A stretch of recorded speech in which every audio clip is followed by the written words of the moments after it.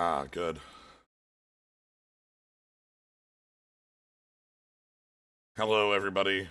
Uh, we are a little late to start, no worries. We've got a full draft ahead of us, though.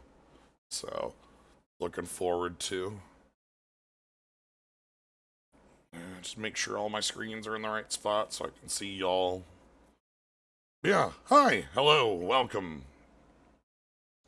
Welcome to today's draft. We're going to be drafting the Bant Cube. Chat's Bant Cube, as the name implies, is a cube that only contains white, green, and blue cards and multicolored cards in combination with those colors. So, like the Grixis and Temur cubes before it, Temur cube actually is back next week. Having only 3 colors significantly alters the landscape of the game. Like, just in some strange fundamental ways.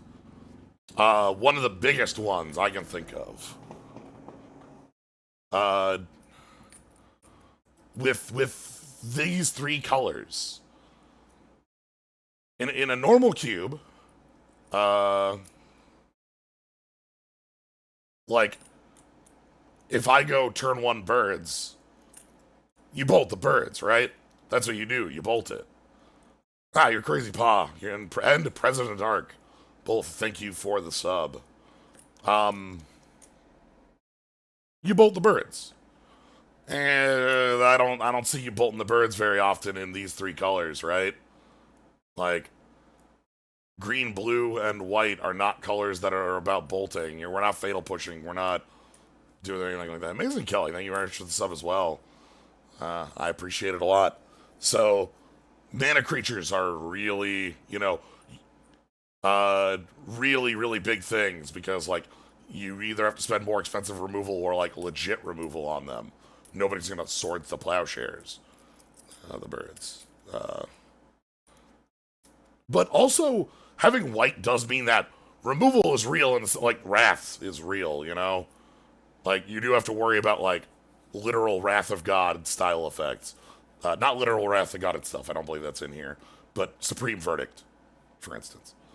You have to worry about counter magic. Counter magic is a pretty strong form of removal. Things that play around it. And you have to worry about, like, ramp being pretty real. So, anyway. Let's go find out how it looks. I'm here to have a good time with it. So, Bant Cube Phantom Draft League. Let's jump on in. Ahem.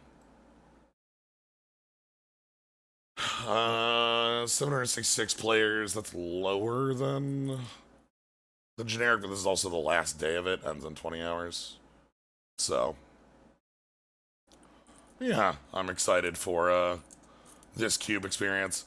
In addition to this cube experience, over the next couple weeks, Wizards had to delay Jumpstart, so they're adding on a bunch of, like, draft formats on Magic Arena, MTG Arena, and giving everyone a free draft in them. So Kaladesh remastered, Amonkhet remastered, and I don't remember the third one. Is it just Ixalan? If it's just Ixalan, that ain't gonna give me on. Free is too high a price for that. Ikoria, okay. But yeah, today's is Bant, next week is Temur, and the week after that, I don't really know exactly what makes the classic cube classic, but maybe we shall see. What I'm interested in is a cube that contains no blue at all. See, that's so right now there's been 3 cubes that have been on Magic Online that have been, like, 3 colors. Yeah, and they've been Esper and Grixis. And what else? Temur and Grixis. Oh, Esper hasn't happened yet? Okay. No, and Bant with this one. So, but all blue. So, yeah, and I imagine I can 100% imagine them doing an Esper cube at some point too. The thing is, I want to know what one that doesn't have blue in it is like, because blue is one of the primary interaction colors. But so they would have to dig up like weird cards in the other colors to replace blue's interaction, and I think that that'd be kind of fun, you know? Yeah, I'd be wondering what they'd see to replace that sort of stuff. Yeah, like what does Jund Cube look like? Discard obviously plays a pretty big role in preemptive answering of problems. Because like that's the thing. It's not that I'm saying just give me one that just doesn't have blue's mechanics in it at all. I mean, find the cards that are blue like in the other colors. Well, and you're not putting dash ups in a cube because nobody in the history of Magic has cast that card and like done anything real with it. But like Mana Tithe is at least a Magic card you could play and do something with. Yeah. That's kind of one of the things about blue is that it has so many mechanics that are it alone. Like if you say you're looking for the lapse of certainty. Say you're looking for bounce. You have some planar chaos red spells. And that white Griptide. And unexpectedly absent. Yeah. Then you have like a couple really weird, like very obviously off color feeling cards, like white Griptide. Yeah. So, but yeah, at least the card draw aspect, you don't have a lot of problems swapping off of, at least these days. Well, yeah, green, black, and red are all extremely good at card draw these days, so white is getting there. White is finally getting there. White's trying. But green especially is pretty ridiculous at card draw these days, so... Yeah, Guttural Response is definitely not a counterspell you would want to be playing in the cube where blue doesn't exist, I guess. You're right. The counter-target blue instant. I'll somehow figure out how to play Wild Mongrel as a blue instant. And therefore, it'll be viable. Can we... I don't think there's actually a way to swap it like a main type like that. That's thoroughly. Civic Growth Chamber below the cut. Tundra stands out as just like strong, obviously. One of the strongest lands we can possibly have. We have aggressive stuff in Seasoned Hollow Blade. We have... Once Upon a Time as a powerful move, like a powerful card. Body Doubles and kind of a favorite of mine. The Green Stifle was from the year 2000, last I remember. That was called Bind, and it was from Invasion. But yeah, I'm thinking just the Tundra here as, like, I'm never gonna not want, like, lands, right? I mean, that's fair. Rough to see Terminus in this. Yeah. Kind of interesting. Everyone loves playing around Terminus. Yeah, not only does it have Terminus, but it has Settle as well, if I remember right. Ugh. Which is like, okay, we got the who's who of those sorts of Lotus cards. Cobra, huh? Lotus Cobra. Remand as well. Remand, Treasure Cruise. Liking a lot of that stuff. What does Search for Escata turn into? I think its backside is great, right? Its backside is 3-tap, look at the top 4. And then you can grab a... Alright, yeah, no, that's alright, but it's not as... it's not what I thought it was. Yeah. Loxodon's a good aggressive card. Whirler Rogue's also a good aggressive card.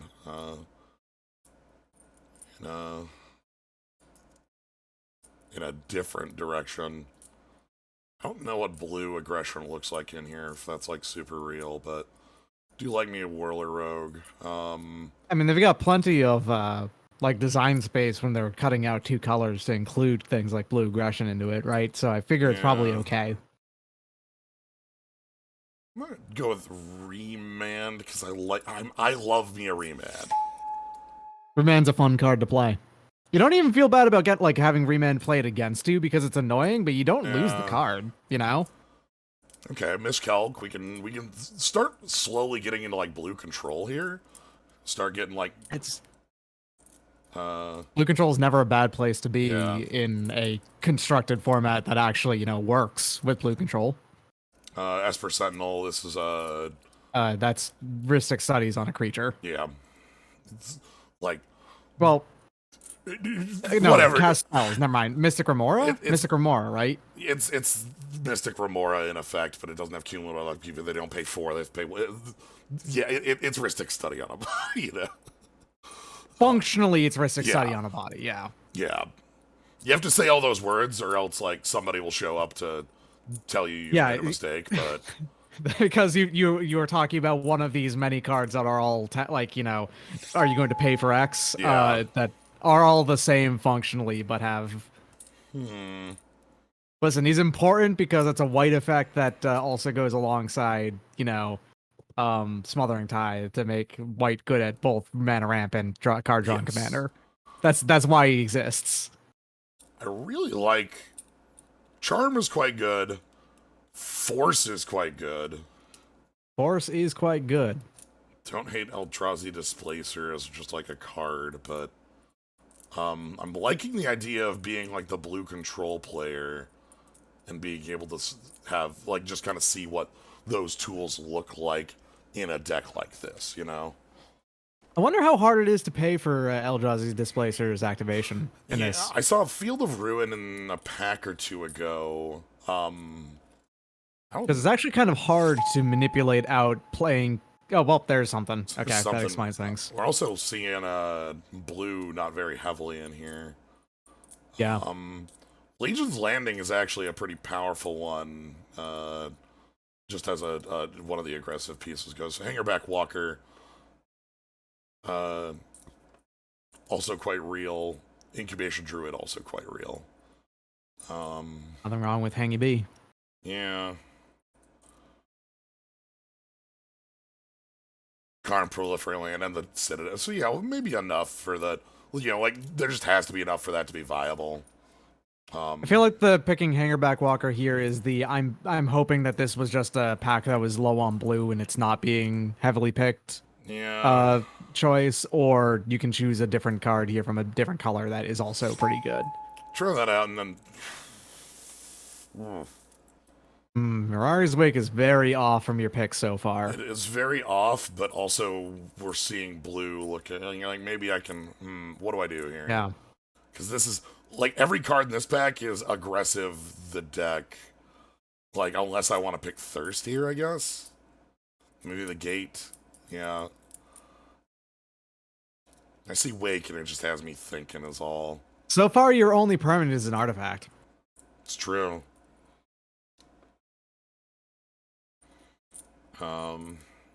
I swear though, if you do pick this and then there's no blue in this next pack, then we are extremely choosing wrong.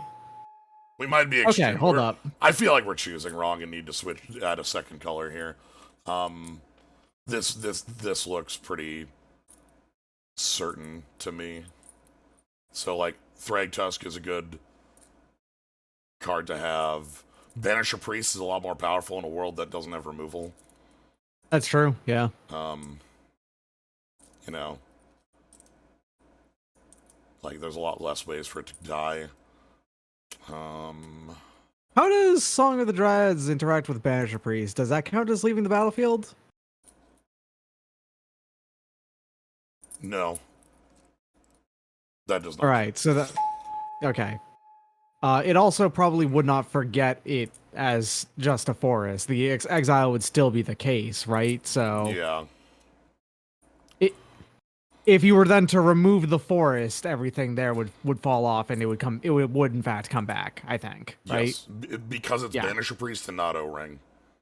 Right. O-Ring has a trigger that you need to resolve. Banisher Priest has a condition you need to fulfill. All right, yeah. Okay. Get some green going. Simic Growth Chamber, Body Double, Once Upon a Time. Want to find some mana creatures to make this deck work a little more. Yeah, I mean, that Lotus Cobra's not coming back, but it would be nice if it did. Yeah. Rexage ain't gonna be the worst.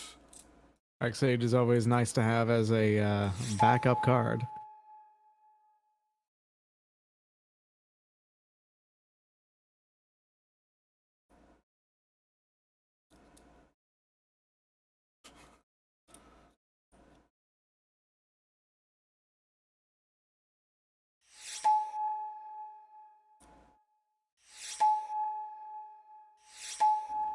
Sure.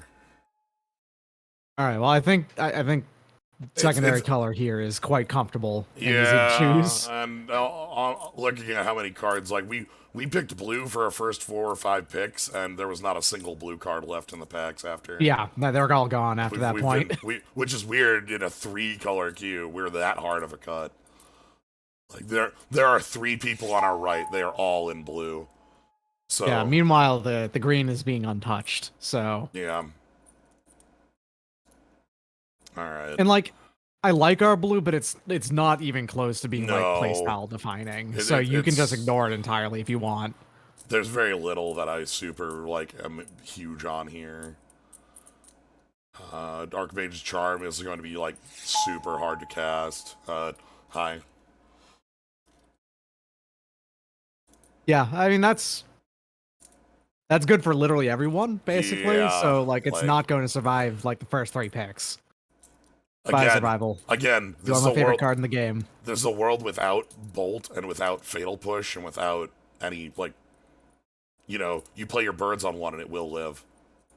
Yeah. So, Yavi Coast. Well, I love the idea of someone playing Path Exile on a Noble Hierarch. Ooh. I've seen it. It is still a you- like a mechanical advantage for you for having done that, because while you still get they still get the mana, the Exalted isn't irrelevant on Noble Hierarch. Also, you do it on upkeep so that they don't have. Yeah, fair. There are a few blue pingers, but I don't think any of them are in this cube, and they come down 6 turns after Noble Hierarch. When I say that you can't bolt the birds, what I mean by that is that if you keep a 1-lander that has Noble Hierarch, you're not going to lose the game on the spot to a lightning bolt. Not this card is unkillable, is rather my meaning. This pack kind of sucks. The best card in it looks like the Resto or like Genesis. Boy, I don't like it.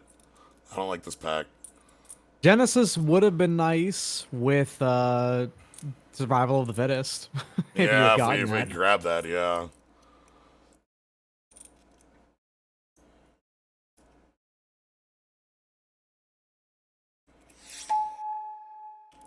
Very Listen, maybe unsure green what I'm is so doing. incredibly unpicked at the moment. Like, there's literally no one picking green, which is like impossible at this point. But you know, maybe someone doesn't pick it up. Yeah.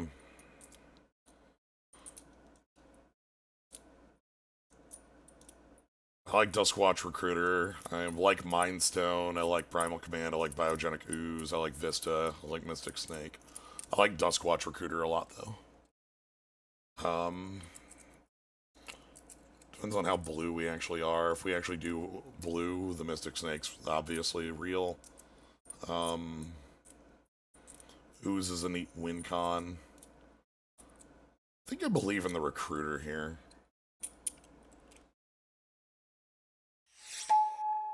Pod, Goose, Simic Charm, Nightpack Ambusher, Cloud Blazer. Y'all like Mole Drifters? We can pick up that pod and try to find some stuff to fill it out. We have a good 3 and a 5, and like actually we have an okay kind of stuff for it. Ooh, a pod chain? Yeah. Sorry about that. Whoop. Like Rexage and Thragtusk and Acidic Slime are all like high level pod cards. Yeah, for sure. Smell fear. Mind's Desire. Time wipe. Nissa. Without red and black, how does a storm actually no go idea. off? I think that's Mind Desire being included just for the sake of Mind's Desire is a fun card to play. Yeah. In a 540 card cube, I don't believe in it, which is, I think, what you have to do to be a MTG cube. MTGO cube. Nissa Vastwood Seer versus Scavenging Ooze are my thoughts here. I'm gonna go with Nissa. Oh, I was not urging you to pick No. Mind's Desire. Oh, no. I'm just noting that it's Mind's Desire in here. In a way, I have no idea how they support Mind's Desire being here.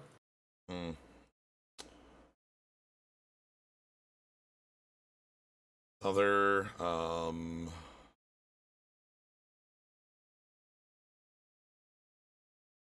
think Wayfinder is a good pod thing. Oh yeah, for sure. Like that's a fine pod haver. Stone Coil is another card I like a lot. Sky Center Monk also works well with the pod stuff. No, I'm Genesis is a Trastodon, huh? Rastodon, huh? Do I want Rastodon's big. You don't have much in the way of yeah, I don't mana know. acceleration. I don't know if I want something that big. Maybe I just want that Razorverse Thicket. I feel like 6 is roughly where you'd top out at. Yeah, I want a 6 to go into off pod. Yeah. You know? Like, we're never, even if we had a 6, we would need a 7 to go into Terrastodon too, and that's also not real. And what? Woodfall Primus is 7, isn't it? So that'd be the... Nah, Primus is an 8 as well. Okay, never mind. You're looking for, if you're looking for a 7, it's like Avenger of Zendikar. Okay, yeah. Avenger's also a good 7, so I mean that makes sense. I don't hate this Vivian. It's actually pretty aggressive. Yorian's also a funny, almost auto pick thing we could try to include.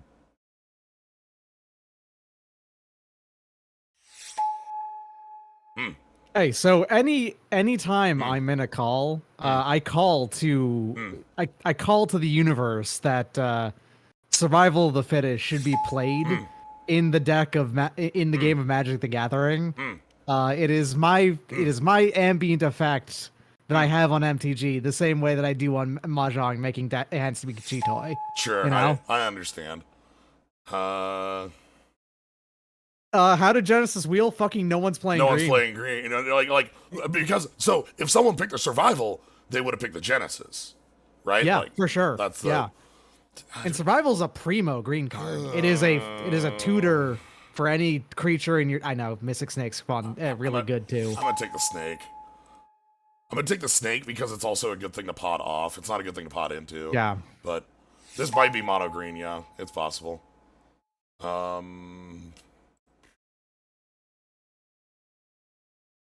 I need more.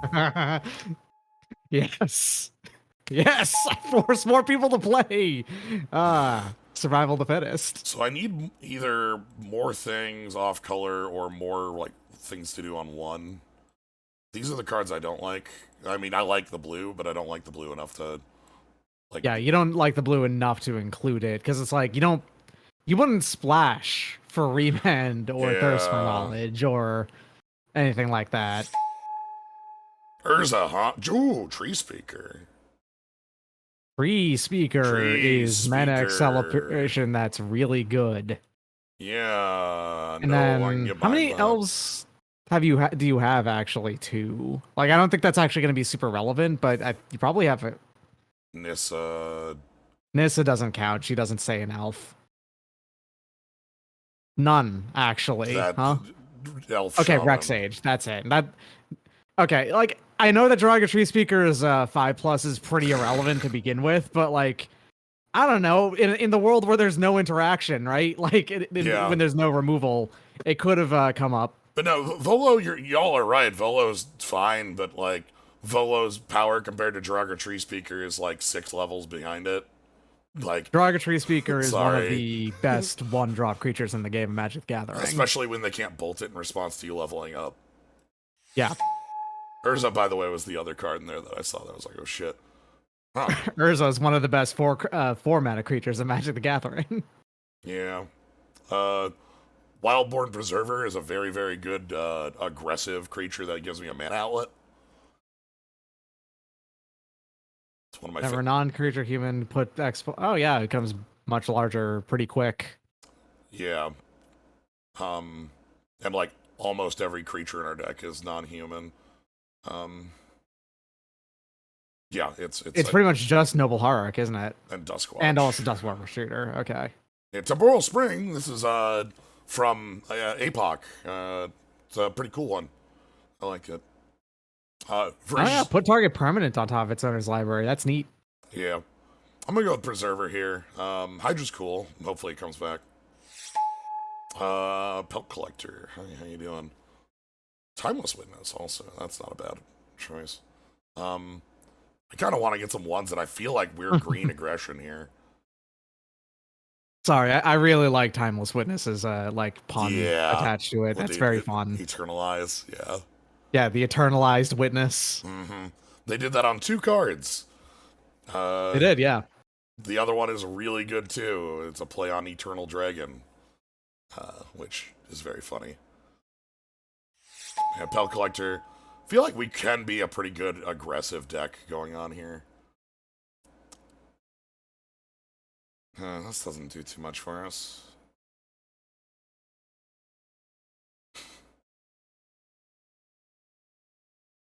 Hold on. Sun Titan is a really good 6. And like, I know that it wouldn't be easy to play on its own, but it is a primo pod card. Here's a hell card. The only issue being that you can't force cards back into your library, huh? I feel like I'm fine grabbing it because, like, for one, what am I passing in this deck? Yeah, it's like the pathway that would help me cast the Sun Titan. Sundering Titan if you wanted to lean a little bit harder on Derogatory Speaker or similar.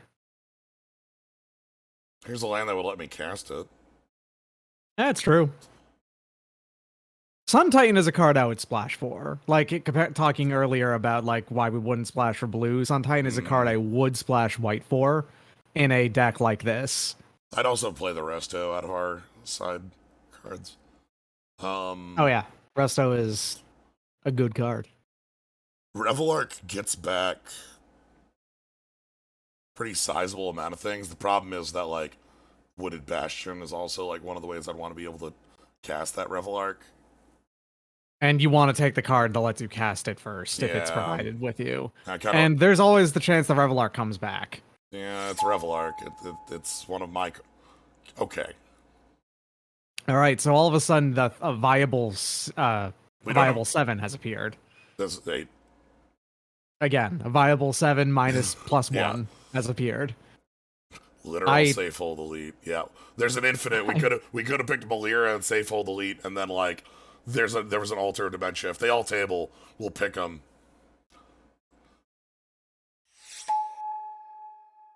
Oh, E-Witness. Nice. Sure. Okay, super good. Yeah, okay. I ain't gonna... No thanks. Yeah, I'm in. Oh, man. I'm thinking about the, Yusaki Witness and go grab a, Timeless Witness and then... All right. That's not something I'm opposed to. This is another very good pod card. Yeah, because those 4 targets can go anywhere. Yeah. 4 counters can go anywhere. They usually just go Inverter's Gear Hulk, but they can go anywhere. I'm not picking Spore Frog over Gear Hulk when I'm not getting the pack back. S&P Spore Frog. Yep, rip.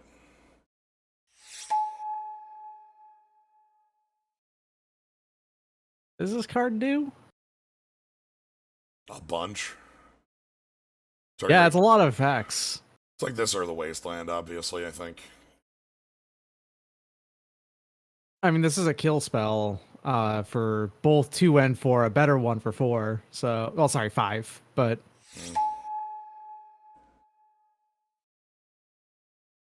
Sure. I feel like Heartbeat of Spring would actually kill you rather than help you. So I'm gonna grab Altar of Dementia in case Malira and the other one come around.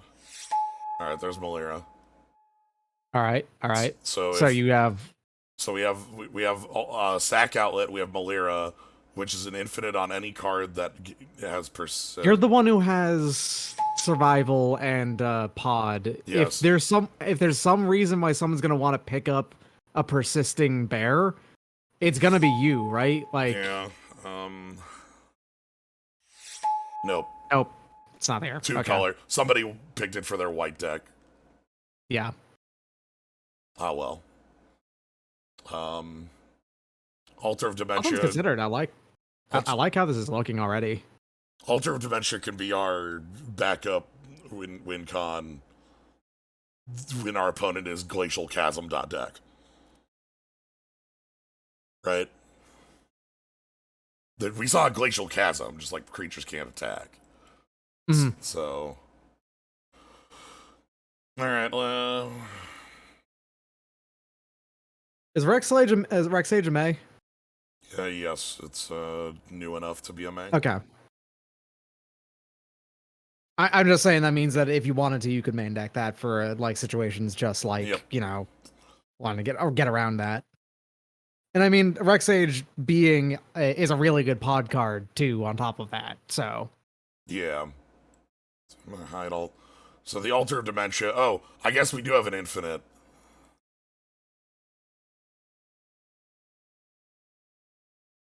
Malira, Woodfall Primus, and a Sack Outlet.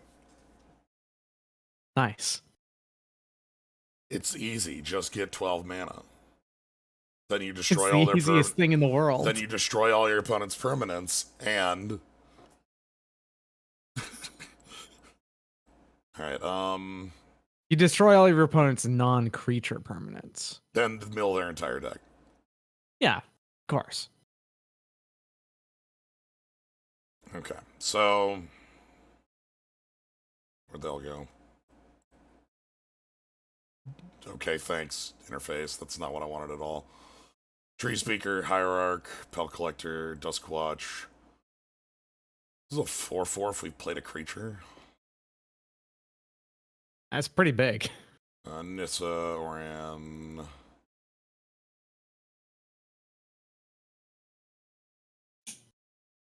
Is it an infinite? Don't you have to target something with Primus? It is an infinite because you can, with the trigger on the stack, sack it again, and then it'll come back and you can target the same card, and with the trigger on the stack, you can sack it again, and then you can target the same card, and then with the trigger on the stack, you can sack it again, and then you can you get my drift from that position. Oh, you're playing Toski? Yeah, I'm not opposed to that. I'm just interested in. Yeah, okay. You need that makes sense. Yeah. it's this, Mm. and I want Toski because I feel like if we go 1, 2, 3 Toski, He's drawing cards for you. Yeah. yeah. How do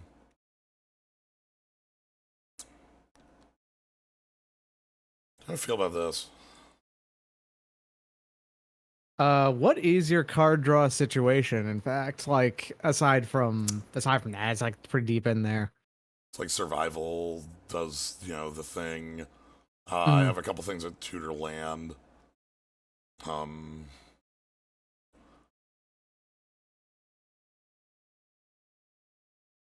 not opposed to it then. Like it's probably fine.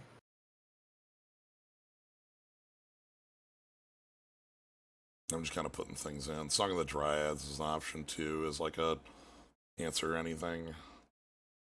Hey, if you needed to play Hangerback Walker on 2 and then pod up a 1, it's viable. You can do that. How do I feel on including these cards? I mean, I just feel like Sun Titan works so well with brings back any 3 or lower. Yeah, you we have a know, ton of stuff that fits in.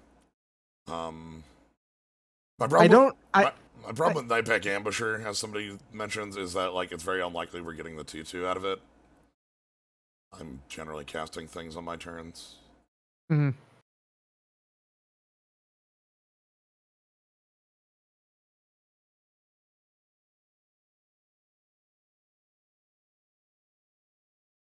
I really like the Sun Titan. I do like the Resto Angel.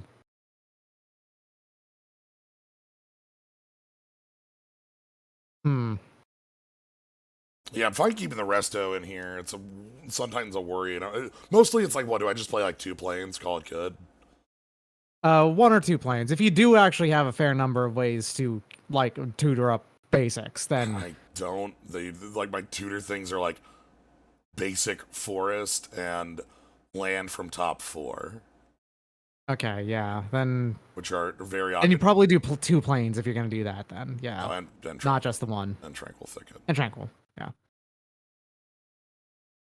I Cool. want to say the chances of you of playing the Sun Titan fucking you is pretty low. Well, like the other thing is like worst case, right? Like, Is that you just discard the survival? Yeah, and then like we get it back later with Genesis when it matters.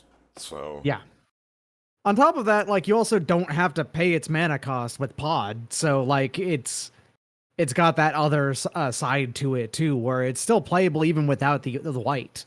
yeah. All right. One card I wish we had was Vengevine. Oh yeah, Vengevine would kick ass here. That Resto Angel's playable. It is Not like at this very second, but it is a playable card in your with the lands you have available to you. this is like Um, minorly keepable. it's pretty questionable for sure. It's Yeah. got like no early. Are you on the play or the? You're on the draw, right? It says turn 1 spicy fart. Yeah, Yeah. you're on the draw. I'm gonna try this. Mhm. This is a messy hand. If your opponent is slow, we don't feel bad about it. They did just play Plains first card though, so that's a bit. Yeah. But they didn't play a 1, so I mean, there's that. You know. Never mind, they did play a 1 On 2. with no other card. They drew that. Yeah, they drew that. Hell yes, they kept a 1 lander. Never mind, we're good actually. All right. Blood beats crew. Play a 1-drop pre-combat. Play a 2-drop pre-combat, please. Pre-combat. It's got to be pre-combat. Yes. Shit. That's not. No. That ain't it. Damn it. Because then now they can just eat the ginger fruit when I go to block it. Well, yeah, it does still force them to eat it though, right? Like that's another thing. Yes, it does get it off the table, but it's. Yeah, it's they get value out of it, but it does still kill it. Oh, okay, they do. Goodbye.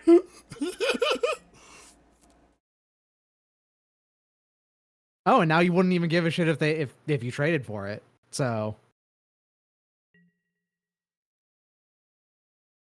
of course, E-Witness is one of your few humans. So Yeah.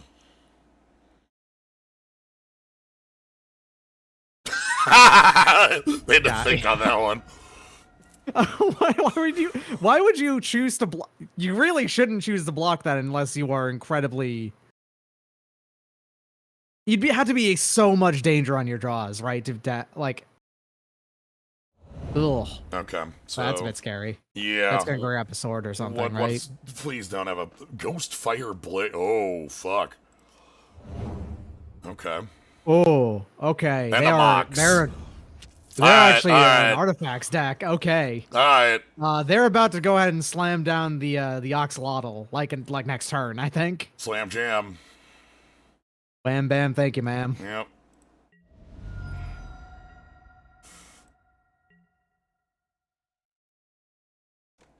Ooh.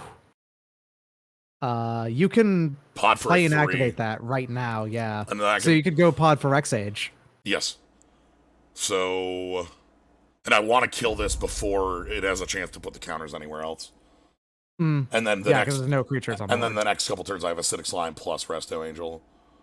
Yeah, so you've got removal sweep for artifacts for days right now. So, Okay, so we want to attack first. Mm. Yeah, their hand. Yeah, now it makes sense why they kept a 1-lander. Also, oh yeah, the moment that their hand got the lands and needed it, started to accelerate real fast. Okay, so pod. We're paying a fuck ton of life for this because I mean, you're paying a fuck ton of life in the form of you basically taking one hit from this Arcbound Ravager. yeah, That's fine. this also turns off the mocks. Mm. They might just equip Stoneforge in, but I'm not gonna bother against that. If they don't play a land, do you Acidic Slime the Mox, actually? That's like playing 2 lands there. Yeah, it is.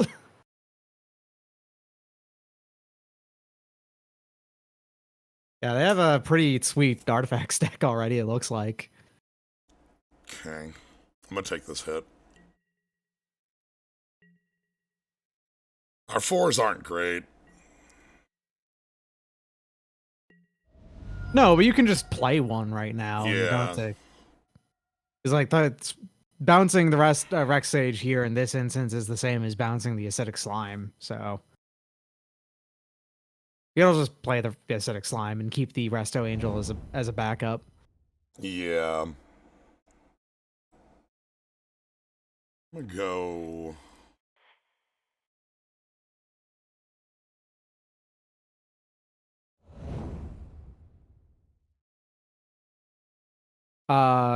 If they were then to swing in again, I think you'd trade the Resto Sage, the Rex Sage, with the their. I don't think that they would attack in because I mean it'd be a 1/2 at that point. Like you're not going to swing into a 2/2. But if they played another like weapon or something, I don't know. Yeah, I'm gonna keep it this way. This keeps you alive while also building up your board. Yeah. I can also life gain with the Thrag Tusk. Etched Champion. Protection from all colors. As long as That you control is- 3 artifacts, huh? Yeah, so I mean, I think this is a... You have to tear apart their Metalcraft at this point. Yep. Which we will be doing. So... What card do you have that sacks in your deck? That sacrifices? Yeah, because, you know, at any point if you wanted to go grab Genesis, basically, to then go put it into... Well, I guess that'd be Pod. putting Genesis into play, so it doesn't... Yeah. Yeah, I mean... Okay, if I attack with Rex Sage, if they block with a champion, I can kill their Ancient Dead at instant speed, and then they lose their Metalcraft. Yeah, alright, that sounds good.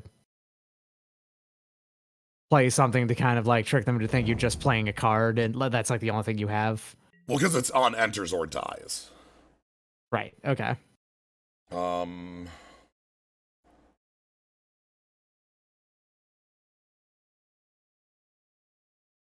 mean, I guess swinging in with this is kind of transparent. Yeah, if you do it with both, it's less transparent, I think.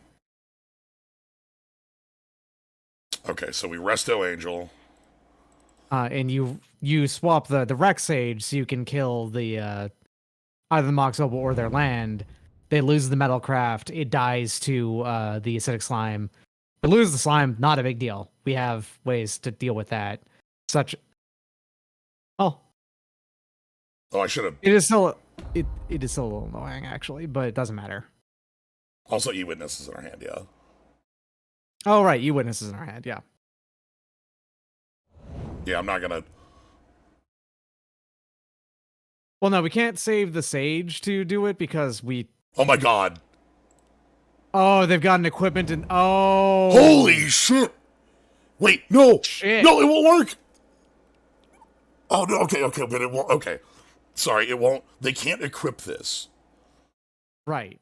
Oh my god. Because it's got pro from all colors. You can't, because it's a Okay. colored artifact, right? So, but this does mean that the champion's still alive.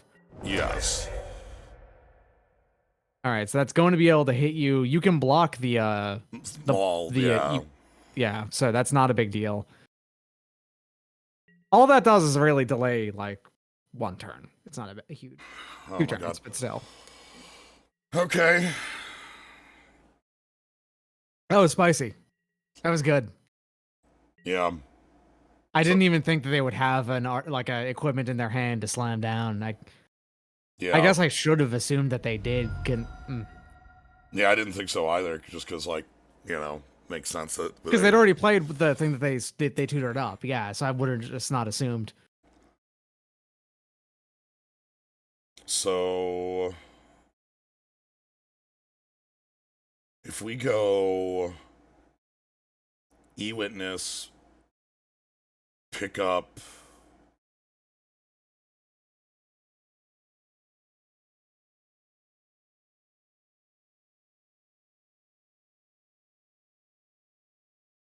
e-witness for acidic slime. There are no red or black cards contained in the cube. Um,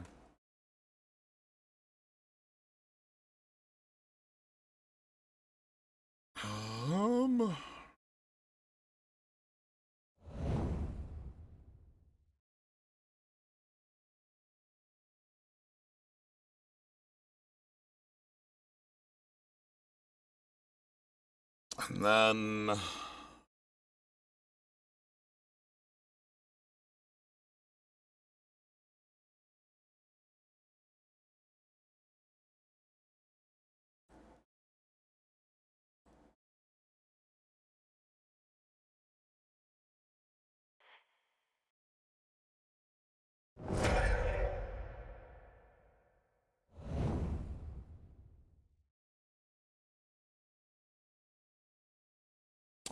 so the reason I'm doing that is to put Rex Sage in the graveyard.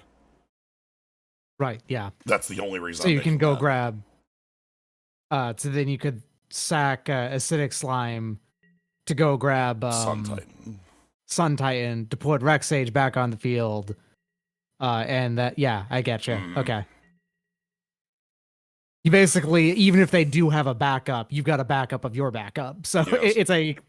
it's kind of like a counter war sort of playing equipment in response, destroying target artifact. Yep. Okay, so here's that champion doing the thing.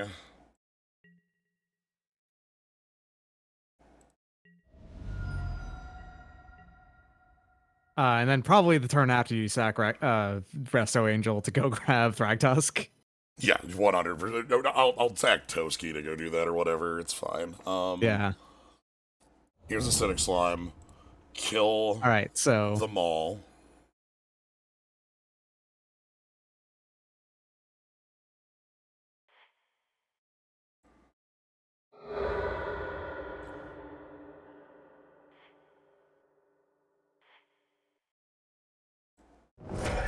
Sack for Sun Titan. go grab Rex Sage. Oh boy, I love this. This sequence whips. Grab Rex Sage.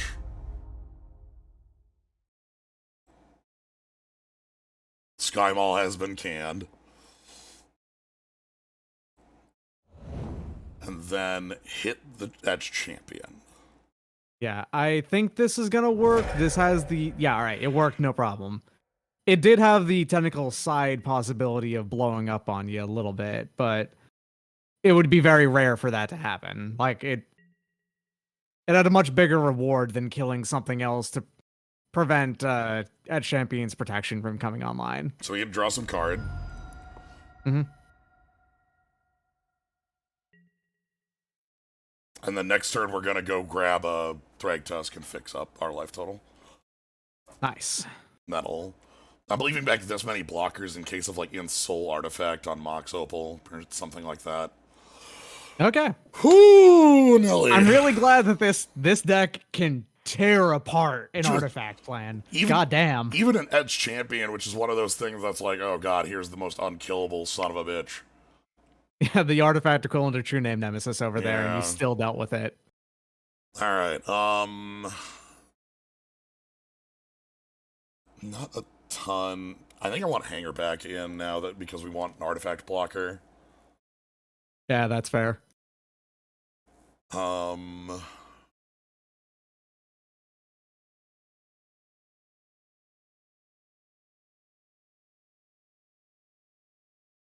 Anything else that might matter? Yeah, if they got Ravager, that's the reason I killed Ravager that quickly, by the way. Like, when you saw me, like, pay 4 life and blood to go kill the Ravager, that's the reason why, is, like, we don't win that game if they had Etch Champion in play. With Ravager. I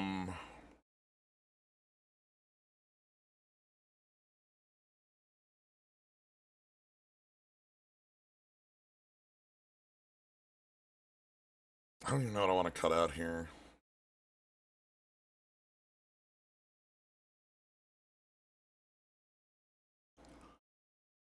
Wayfinder is definitely a not impressive piece of your deck at the on this matchup. Okay. Hey, being on the draw actually worked just fine when they missed turn 1, you know? Yeah. But I don't know how well it's going to work on on them having like a real draw. This is fine. This is okay, yeah. This is a little bit like you toss the Toski. Yeah, or Witness even, because like I don't know what I'm recurring too much here. That's fair, yeah. Toski can also improve this hand if this swings in proper. Yeah. Witness is just medium in our deck.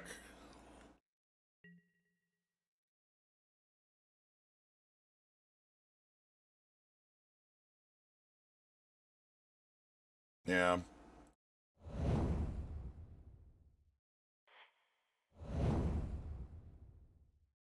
Yeah, so this is just Izamaru. Hey, Izamaru was great against an opposing defensive creature. That's scary, actually. That's actually very scary. Steel Overseer can make boards become unreasonable very fast. Yeah. Not even a cost attached to that. It's just tap it. I'm gonna go recruit in case somebody misses a... I can force a miss to flip it.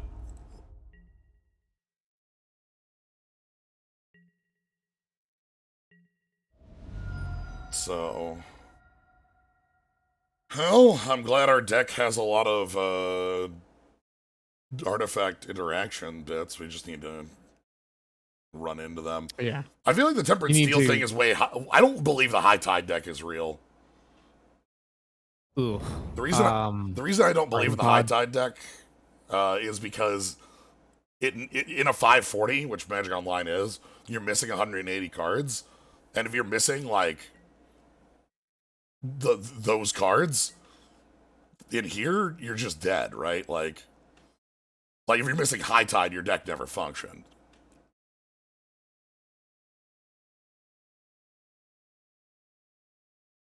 Okay.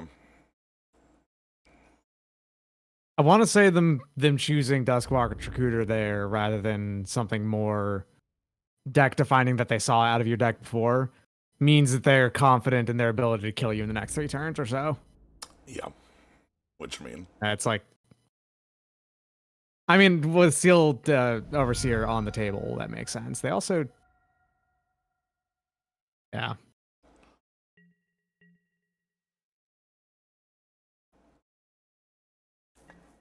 Alright, so I'm going to get to end step Wildborn Preserver, or mid-combat if it became relevant, but it's not going to be relevant.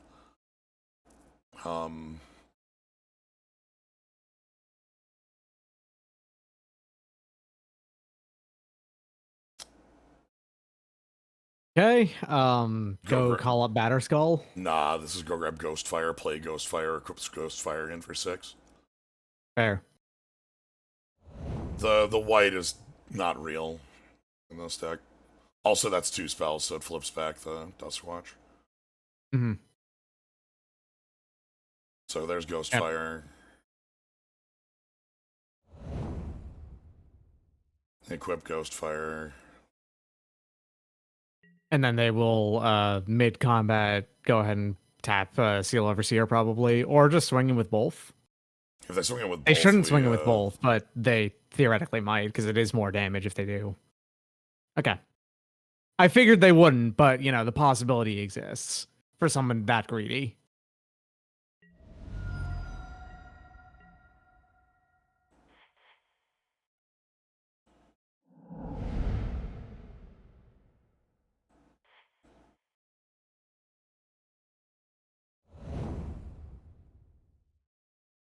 Okay, so here's a cool bit.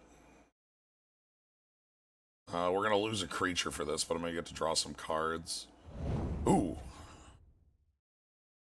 No, that's not. That's not good enough. I think Toski has to be it.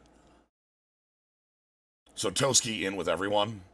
They block with Steel Overseer and get to kill one of our 3, but we get to draw 2 or 1 off it. And Toski gets to be a blocker for 1 turn. Sure. So Drawing cards is probably one of your only ways out of this, so. yeah. This is just pushing damage. Sadly, if this Dustwatch had been Fun note, out of all of the cards of Magic the Gathering, the 2 maddest and most fight-hungry are Zurgo Helmsmasher and Toski, Bearer of Secrets. As the only 2 creatures in Magic the Gathering, I think, that have attack each combat, if able, and not just each turn, if able. Because attack each turn, if able, can be circumvented with multiple combat steps. But these 2, even if you have multiple combat steps, you're forced to attack multiple times. all right. Good stuff. That's we fantastic. we are You just need talking that about land. we are live as fuck now.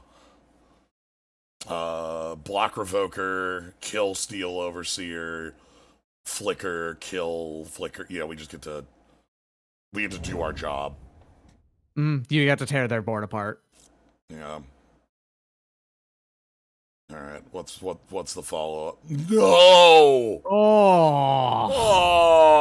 Oh. Oh. My ass. Gross. They're going to. Oh, Okay. ruh-roh. See, yeah, they were confident in their ability to kill you in the next 3 turns. Yep. Okay, so land off the top. Oh.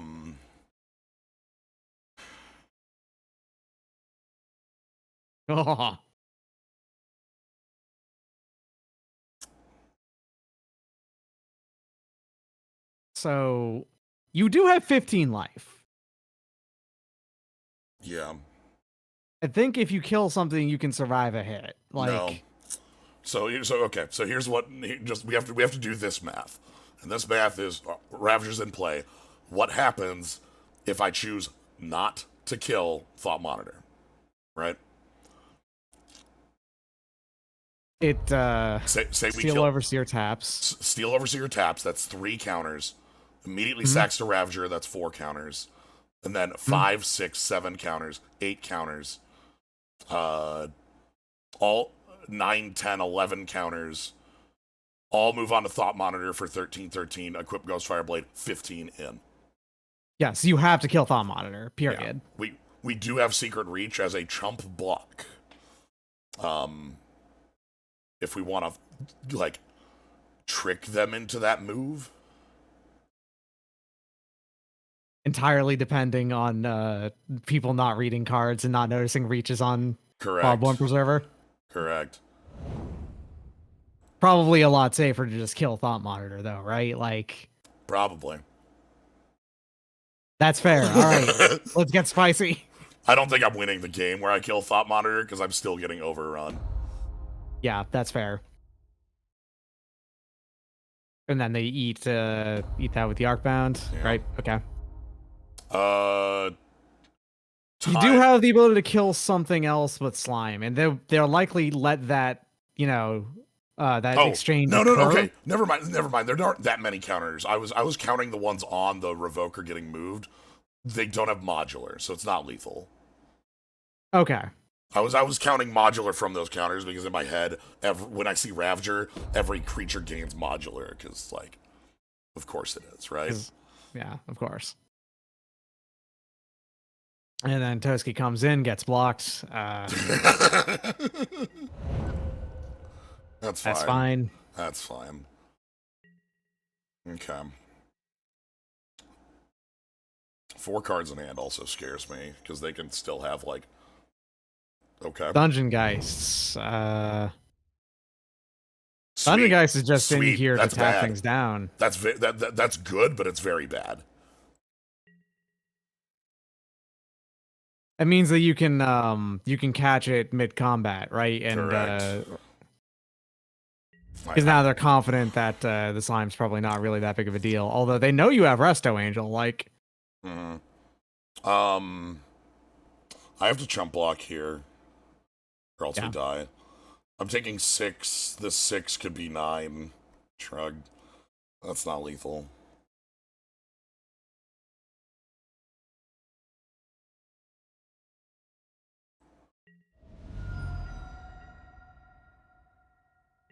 Alright, Resto, you've got to do a lot of fucking lifting.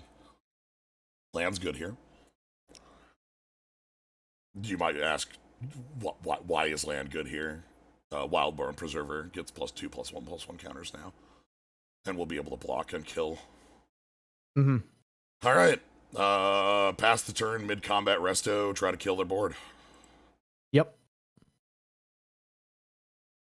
And mid-combat Resto, you'll have a Death Toucher to be put in front of anything that doesn't have flying. Yep. You will have a creature that is larger than their flying creatures. Their Arcbound Ravager is the one you don't want to kill, basically, but that's okay. We also get the Geist killed, even though it's not super relevant that we get the Geist killed. We can kill it. Yeah. Okay. Sure. Okay, 3 cards in hand.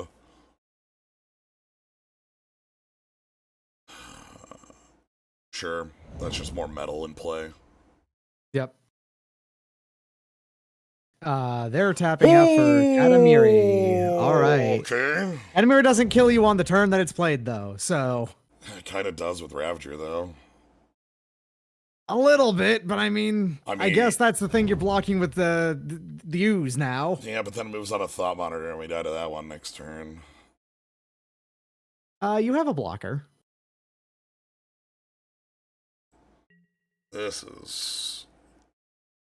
Alright. Oh! You're playing the sequence of plays that you have.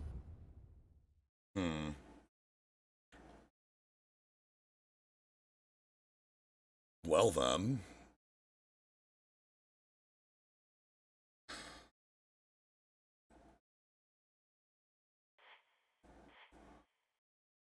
Okay.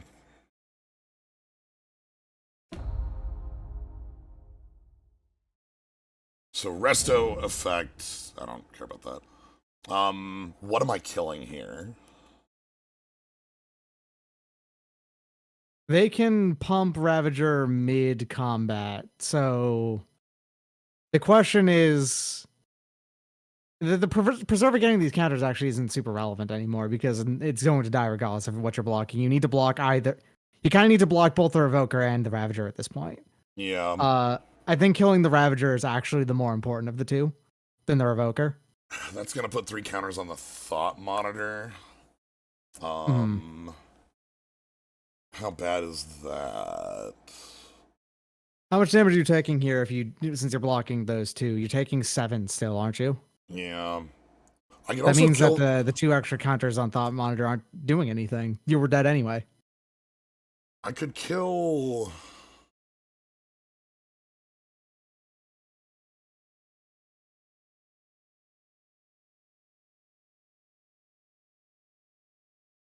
I mean, okay, look, you block Thought Monitor here, right? Yes, we obviously die to the battle sphere if we have nothing else, but we can try to top deck something else, so I'm not going to worry about that until next turn. Um, I think I kill this and then block the Revoker with like, and then try to force like Ravager to do something. Yeah, so it's a complicated board like combat Yeah, math here for sure. and like they have a lot of ways to make it more complex. Yeah, I think they're going to. Sure. So yeah, I see this being a thing you do for sure. Okay. The thing is that I think you now block the Ravager with acidic slime. So even if that means that they'll leave the mirrors behind rather than eating them. Actually, do you want to actually convince them to eat more mirrors here instead? But they'd only eat one anyway. So yeah, I think you kill the Ravager. I have to block this or else I take on deck. Blocked lethal. Yeah. I don't think they let Ravager. Well, actually, they probably do let Ravager die here, don't they? The concern is basically if you blocked it with the preserver, they would have eaten one of the mirrors and they would have been able to block it and succeed. You're tapped out. There's there's no tricks on board. So they would have eaten one mirror. They would still have had the mirror battlefield. They'll swing in for a bunch. If you block with the ooze, the slime, then you kill the Ravager. Okay, they're moving all of these onto something else. Gotcha. They're just going to go ahead and cash in. Those two at least. Yeah, make a mirror token a lethal threat as well. Okay. So.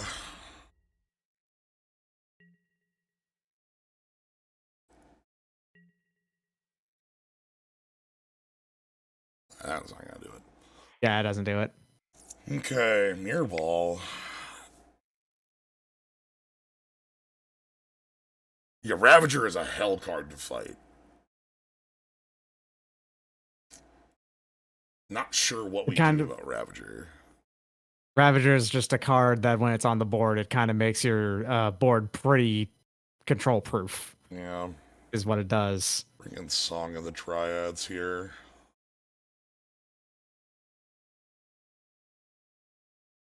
Yeah, Song of the Dryads in isn't a bad idea at all.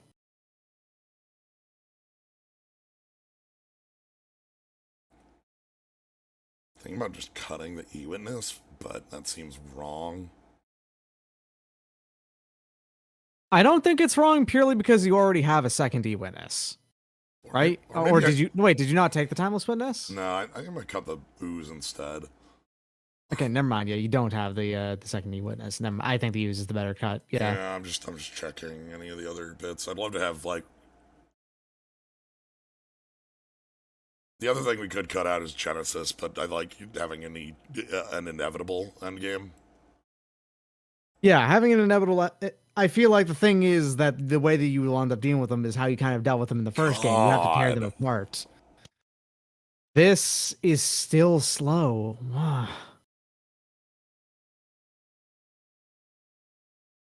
This has a Hangy B. That's not Hangy B actually does. It's not going to do enough by itself, but what's your alternative? Well, the reason I don't going like down to 5 is yeah, I'm aware, but like this is also a 5, a 5, and a 4, and a 2-lander. Yeah. God, this sucks. All right. Okay. Yeah, our deck is just giving us the Saddle Rhyme Stag with Wildborn Preserver is at least a trick. Like that works. Yeah,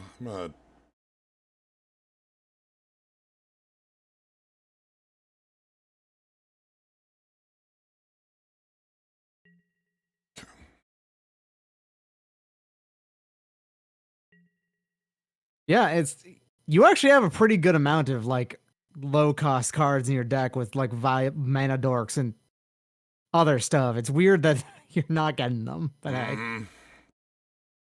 We've not seen Tree Speaker or Hierarch yet.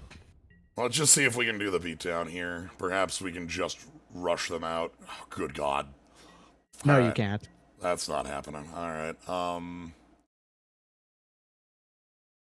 You might be able to catch something in combat is probably your best bet.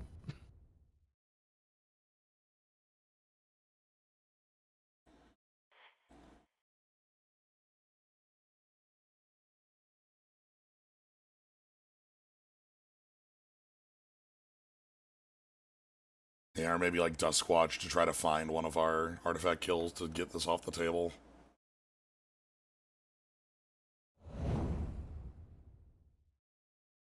Maybe this time they won't have not E-Witness, Stoneforge Mystic in their openers again. One of the differences here is that like the Stag is a pretty damn aggressive creature, right? Like that's a 2-drop that deals 4 damage every turn for at least a bit. So yeah.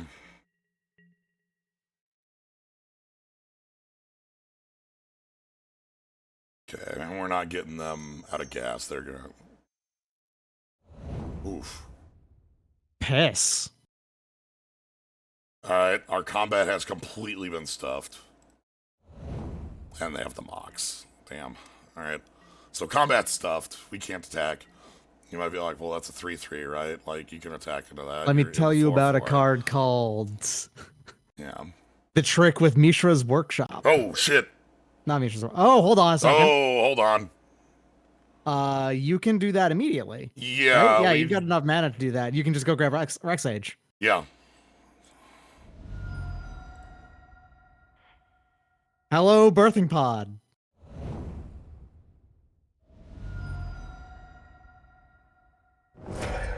Birthing Pod, you are such an unreasonably good card. Alright, let's grab that Rex Age. If nothing else, it's honestly more surprising that you survived in Modern as long as you did.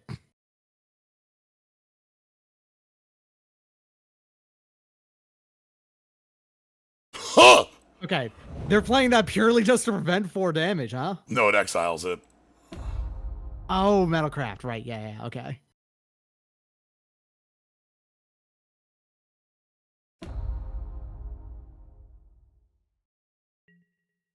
Not that concerning. That just prevented damage this turn. That's not the game that you're playing. And I have Pod now.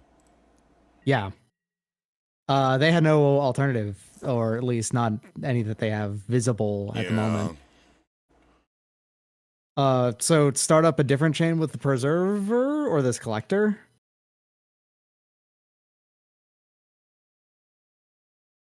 We have a non-4-drop Angel in Toski to grab. Mm-hmm.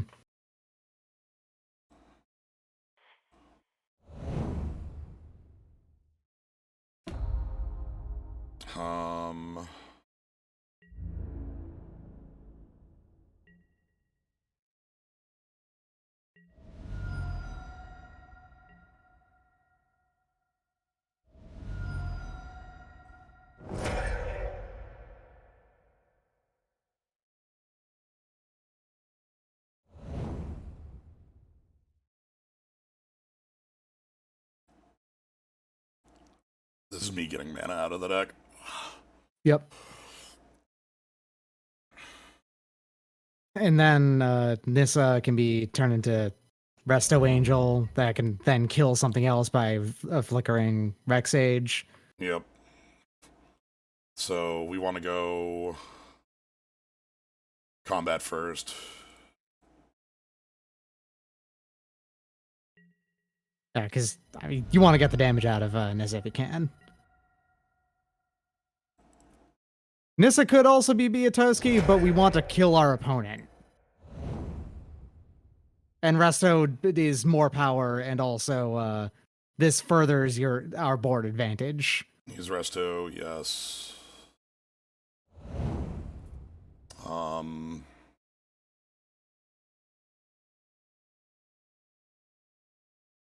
just gonna cut you off, Opal.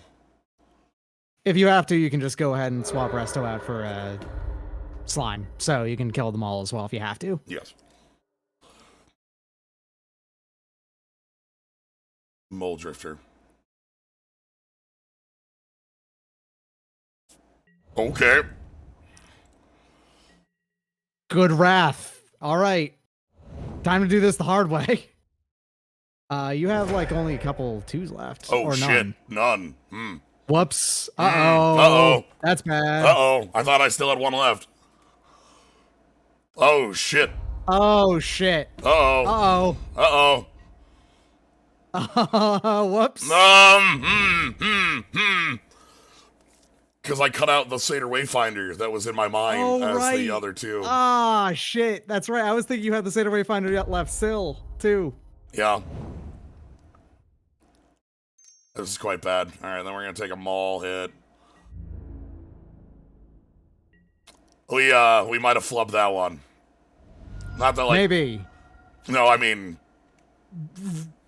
Absolutely did, yeah. Yeah, I mean, so the flub there, by the way, is not the sack of the Yeah, because I didn't really do much. That creature doesn't do anything here on the board. The flub was the sideboard.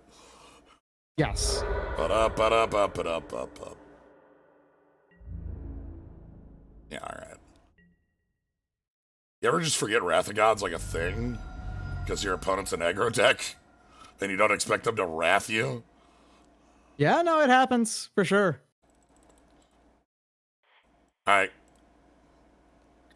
It's not over yet, Snake!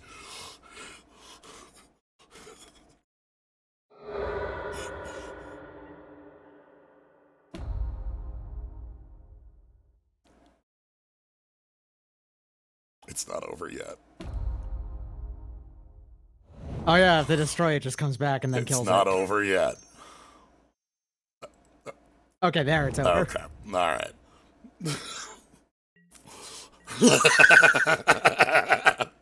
Fine. Alright, that was I liked that third game, actually. Yeah, that was a fun one.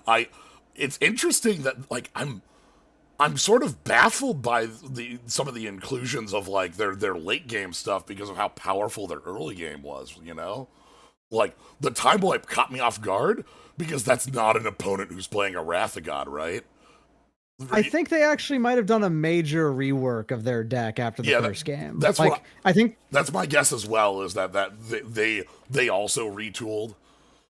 Because here's the thing, is that Artifacts is not actually a plan by itself. There's like, you know, if they happen to get a ton of Artifacts Matters cards, they could have made their Artifacts like Matters deck in different directions, and they probably just defaulted it to it being like aggressive, but they could probably sideboard it into multiple different like speeds. Your opponent is playing 41 cards. Damn. By the way, I'm gonna keep this because it has pod. The other mistake I think I made, that looking back at the game, I feel like was a misstep, was not grabbing E-Witness instead of Nissa. Because E-Witness to pull back Duskwatch Recruiter would have been a more, like... It would have been a more stable, like, yeah, pod stable thing. Well, also, it's more value than, like, the nothing that you get from, like, the Nissa. Alright. Gotcha. Here's all our 4s, so that's awkward.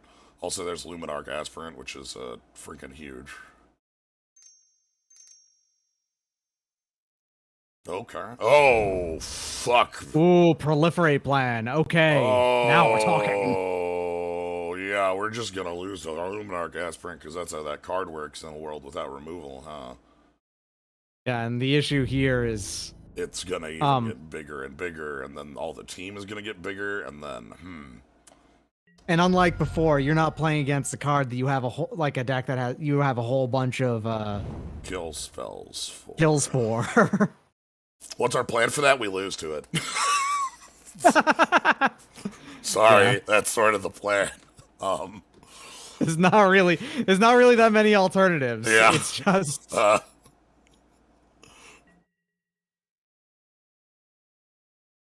yeah, if we drew a 1-drop, we could have killed it with Inscription.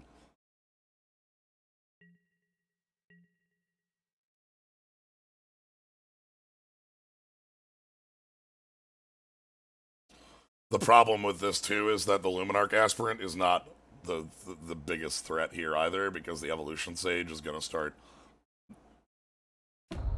Please. Yeah, the proliferation is going to start spreading it all about. No! No! Scoos! We could have caught something in combat, but not there. Not anymore. Damn, this deck is looking a little bit more like silver bullets for us. Let's It's looking kind of like an aggro deck, which is sort of an ass kicker here. Give me something.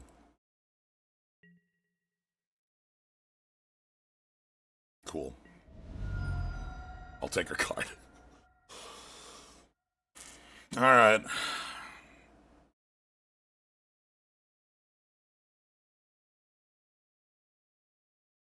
So, Toski can pod up to 5, which is either acidic slime or uh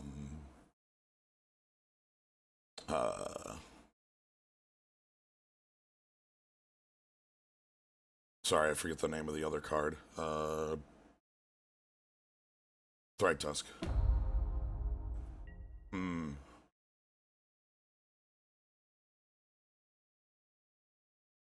Interesting.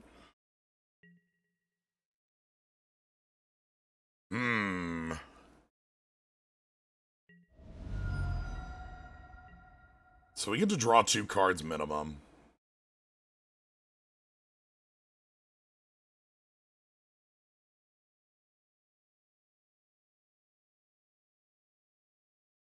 I can kick Abundance.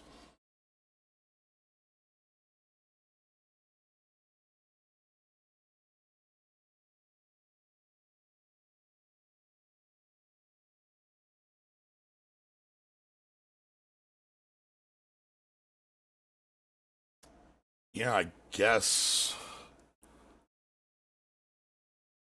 just get their stuff off the table.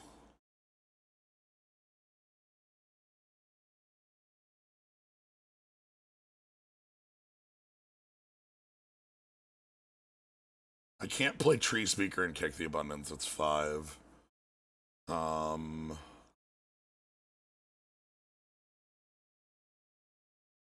I almost want to kill the Evolution Sage rather than killing the Luminarch Aspirant here.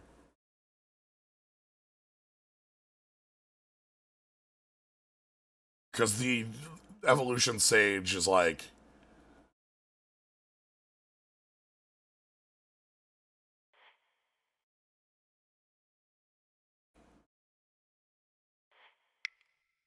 Hey. Target player gains life. You fight you.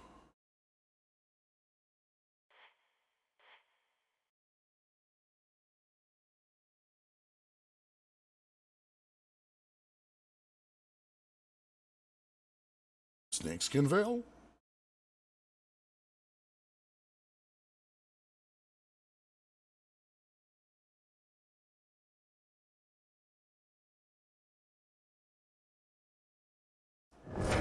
Okay. I'm going to choose to get in, assuming that we can't die on the crackback. I know that is an assumption.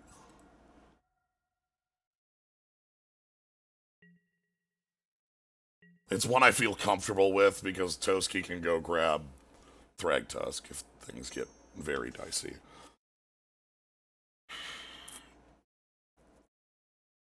Okay.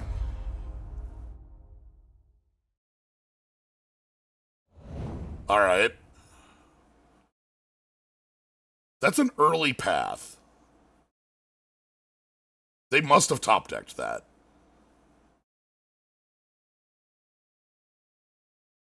If they had that path, they would have killed me, right?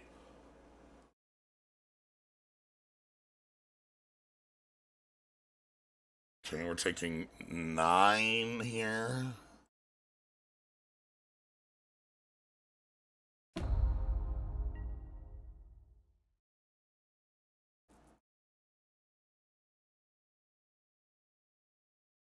They've been missing land drops too, which is, I guess, real. Okay. I could try and kill Luminarch Aspirant.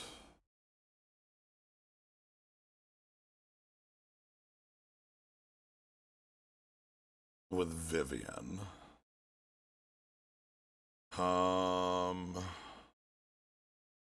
Primus is 8, not 7. I'm sorry for poisoning people's minds. At Primus Like cost 7. yeah, It does not. it does not.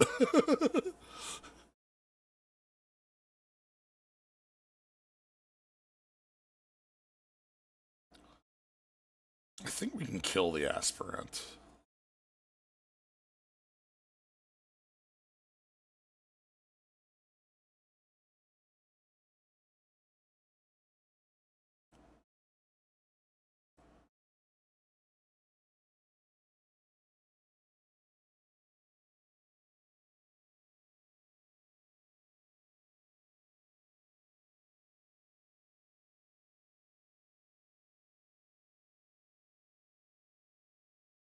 This is dangerous.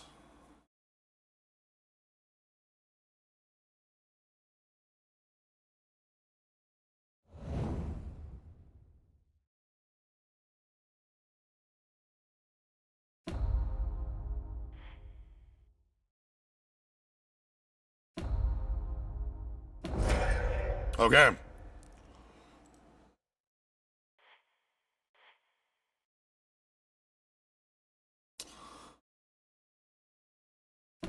I'm gonna have to do some chump blocking next turn.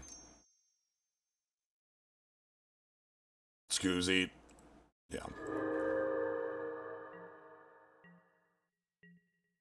I'm not attacking because we need to be chump blocking.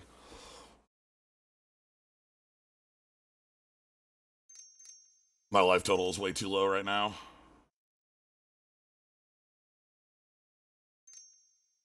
Five drops? Elspeth conquers death. But that place sucks. It exiles something, but it doesn't actually force No, the skews through. 3 or higher. Like, Oh, that so place sucks. It gets rid of my walker only. Like, yeah, that also sure. will refresh the walker's loyalty. Well, it exiles it and it doesn't come back, but Oh, I guess, yeah, okay.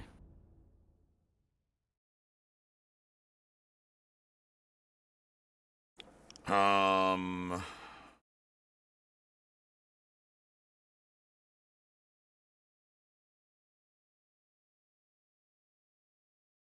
I think I take 4 here.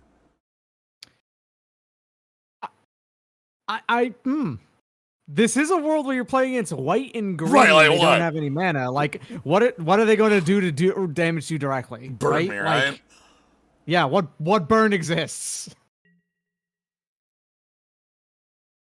It's like the only burn that would exist would actually be in blue at this point, and they're not playing it, so.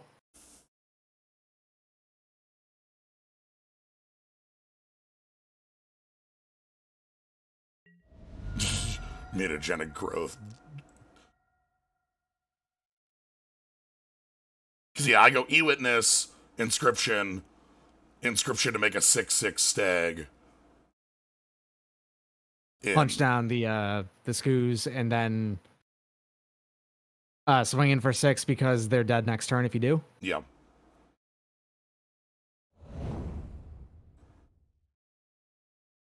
And we gain 6 life off the play.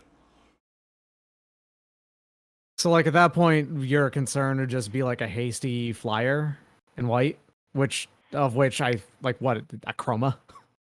Like, what is that otherwise? No, I mean flash in white, I guess, is also pseudo haste. So, I guess their own resto. Their caravan can haste, obviously, but All right. Hey, you gain life though, so who cares? yeah. All right.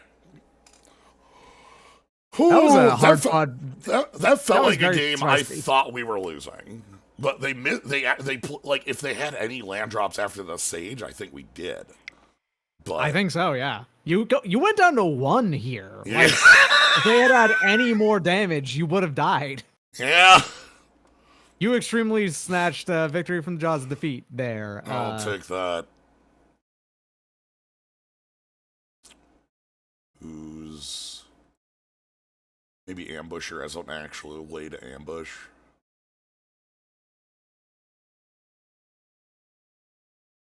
I forgot we had this Gear Hulk.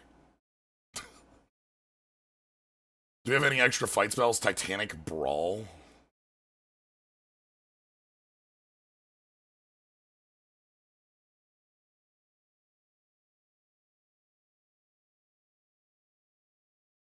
It's been pretty rad. It's a very, very different world. I'm gonna do it again. Alright, can we find a Mana Dork?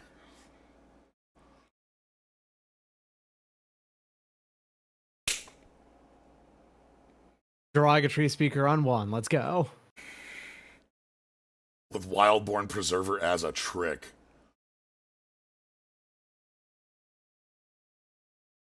Turn 3 Tusk against the aggro. I mean, that's just like, that's the killer right there, and it always was, right?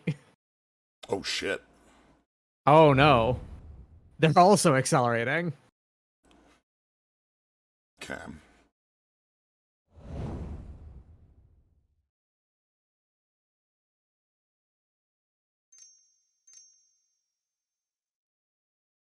Fuck! God! Don't have it! Okay, this is good.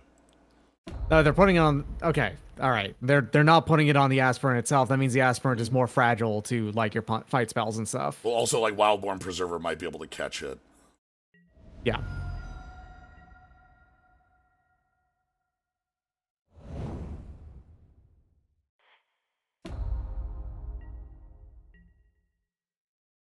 I'm gonna leave this back as a blocker to force, to force the Luminarch Aspirant to get the counter if they want to go in. Mm-hmm. And then we'll Wildborn Preserver block trade. And then we'll Thrag Tusk next turn, and if we draw a White Source, we have Sun Titan.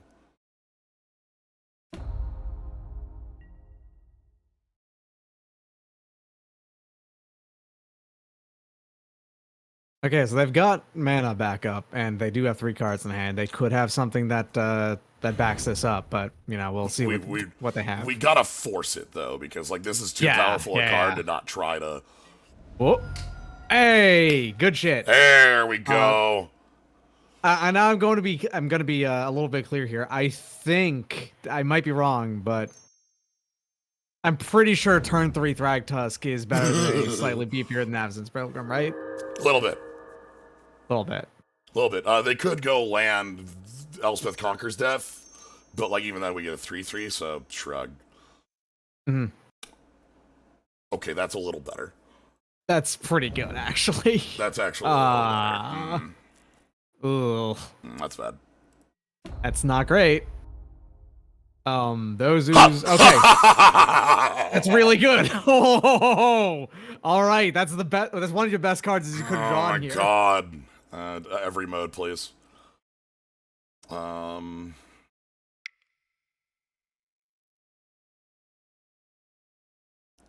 We want counters on Tusk. I gain life.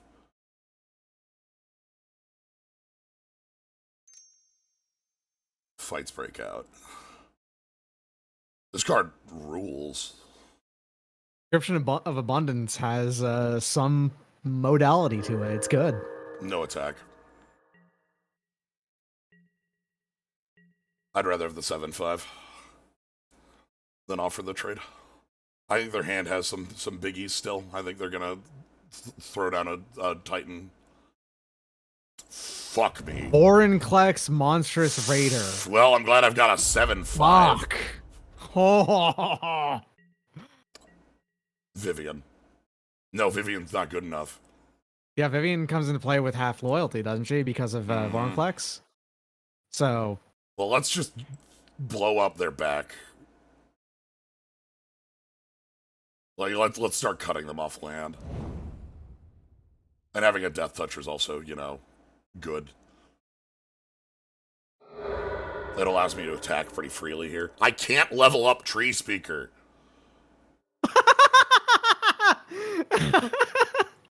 Vorinclex is a fucked up card.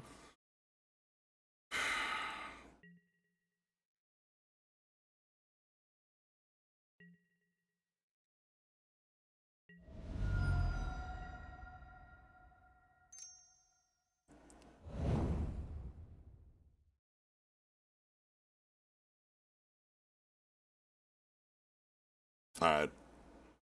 There's still one card left in hand. Acidic Slime's really good here because it, blocks Vorinclex. And also Duskwatch Recruiter's incredibly powerful. Alright. This is flipping. I'm actually going to activate it in response.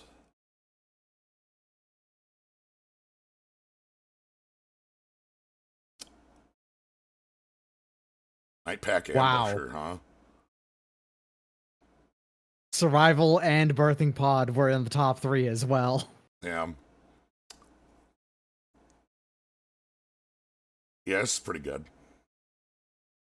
I think I'm willing to let this flip now.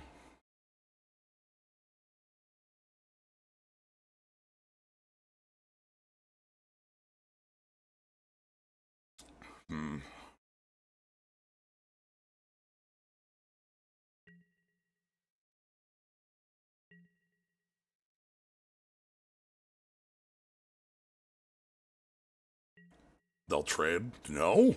Oh. I mean, that's just good. That means that Thragtusk is lethal next time it attacks. Yeah. So I have Ambusher as a threat.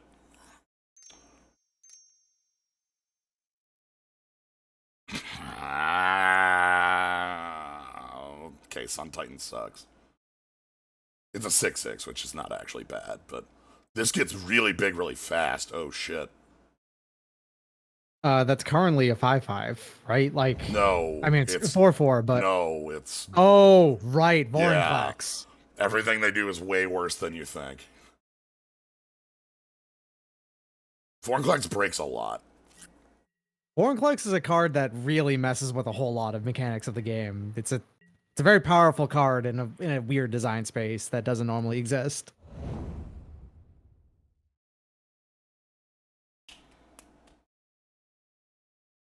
If you just have enough 6s attack them, though, they do die. Like, obviously, Skoos will also gain them some life, but yeah, like I can attack with Thragtusk and see if they block with anything. They might block like Pilgrim plus Ooze, and that might just be fine. you'd get more blockers off of their board for you to swing through it. Yeah. It also would give them 2 more health, though. They already have.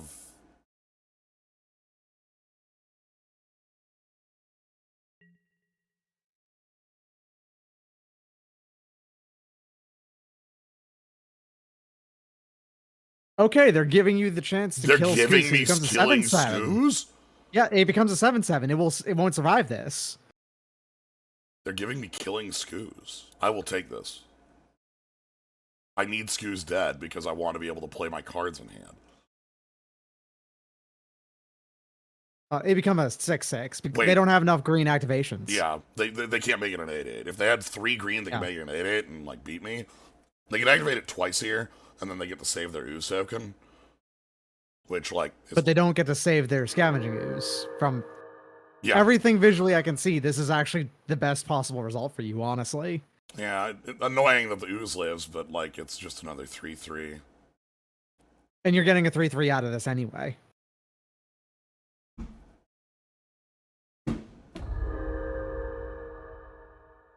Somebody's engine going out there? What the hell?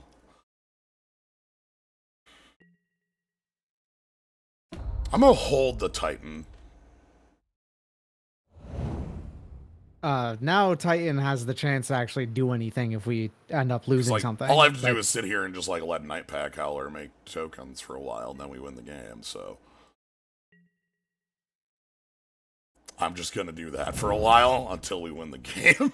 You know? Yeah. Get the dogs down. I might attack with Crawling Horde Howler. Yeah, because then you could pick up the Duskwatch Recruiter. Duskwatch Recruiter. Yeah. What the fuck is a Recruiter? Or I can just 2-spell and flip it. That's true too. I kind of like doing the Sun Titan play, but it's not like you really need to do that.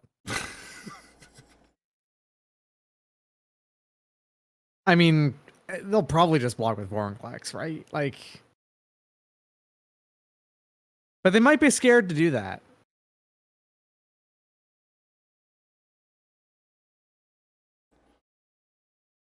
I'm gonna push.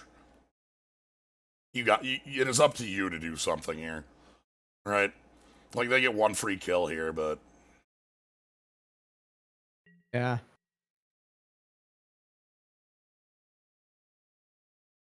cool.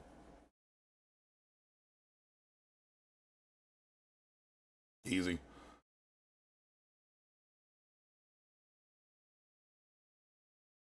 Yep.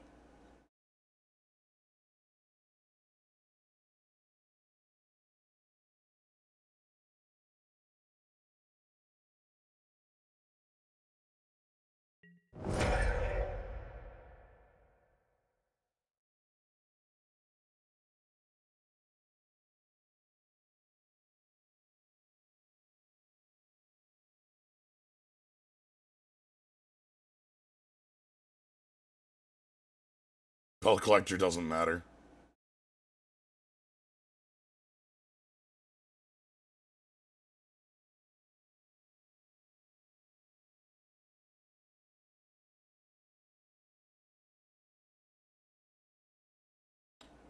What are we waiting on here?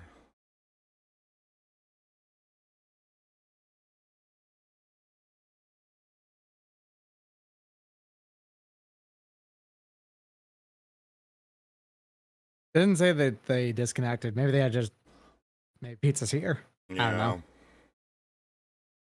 I think I just Sun Titan pass.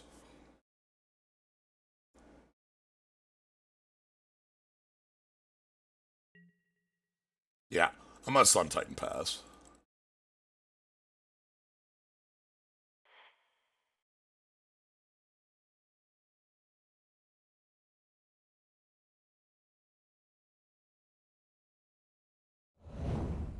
Rulings on Vorinclex. Monstrous Raiders claims, unlike many similar effects, Vorinclex cares deeply about who is putting the counters on the opponent or player to determine which of the last two abilities apply. We immediately got a path. Well, all right then. You got it, boss. Still get the Dust Squadron shooter. Recruiter! Why is my mouth stupid today? Earnestly, it is kind of funny though. That's the getting the recruiter back was the main goal here, so you could activate it.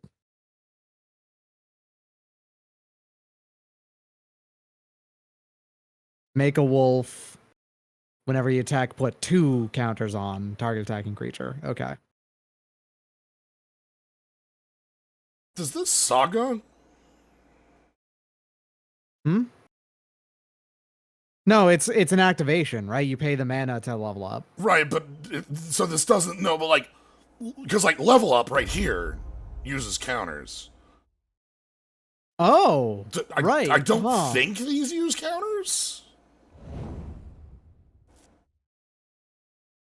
They don't use counters. Okay. I mean, it would have had 2 if it came in. That's weird. I guess this is part of their digital only stuff, right? No, the class cards. No. Sorry. This is a part of their digital. Because cards are printed in digital, we don't need to track them with counters or things. We can just sort of say this, yeah, digital design, not like this card would not work this way if Arena didn't exist. Okay, yeah. That's what it would use counters if it. Okay, yeah. Yeah. Because there's nothing that like tracks. It's sort of the thing. Well, Figure of Destiny, how it works is because it's tracked by the the additional types that you're adding onto it. Technically, you could then write on your sleeve or whatever, it is currently these extra types. Also, notably, Figure of Destiny, the card with that mechanic they hate to copy because it causes memory issues. Like, which is why Level Up uses counters. Yeah, and modern figures also use counters for the most part. So yeah, the one in Khan's used, or rather, Fate Reforged, I think, was the one that had the Ken. Kaladet? No, I'm Kaldheim. The one, Valheim does have one as well. Yeah, the snowy snow one. one. E-Witness, huh? E-Witness is pretty good. That's welcome back to Ragtusk.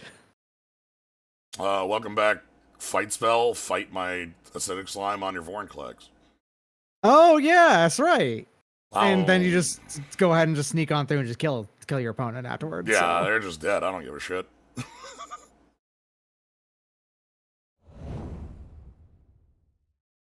The one in Fate Reforged was Kintree.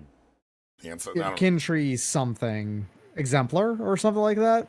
It's a one Warden of the First Tree. Warden of the First, sure. We called it Ken because there's Kintree Warden, who's a card that's similar to it in size, that just has regen. Obviously, it's a different card, but yes, I'd like to use this. Cast with Kicker, please. I'm gonna do all of it. Let us put the counters on.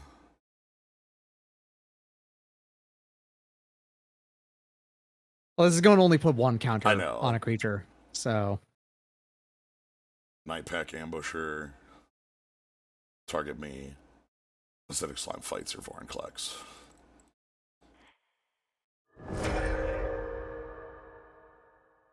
All right. Now we kill our opponent. They can survive one more turn, but they are going to die very quickly after this. I am here they have to jump deal everything. damage. Yeah, the reason I put the counter here is so that it can't die to a double block, even though they would die if they went for the double block, but... Yeah. Flash, some kind of flash 3-mana white creature. I'm sure that exists. I think it's possible they have a trick here. Because they didn't level this last turn, but okay. But it wasn't a trick that was enough to save them, it seems like. So all right. didn't bother. The reason I respected the card in hand is because they didn't level up the class. They had the ability to level up the class and just chose not to, which told me, like, oh, maybe they have a thing. So.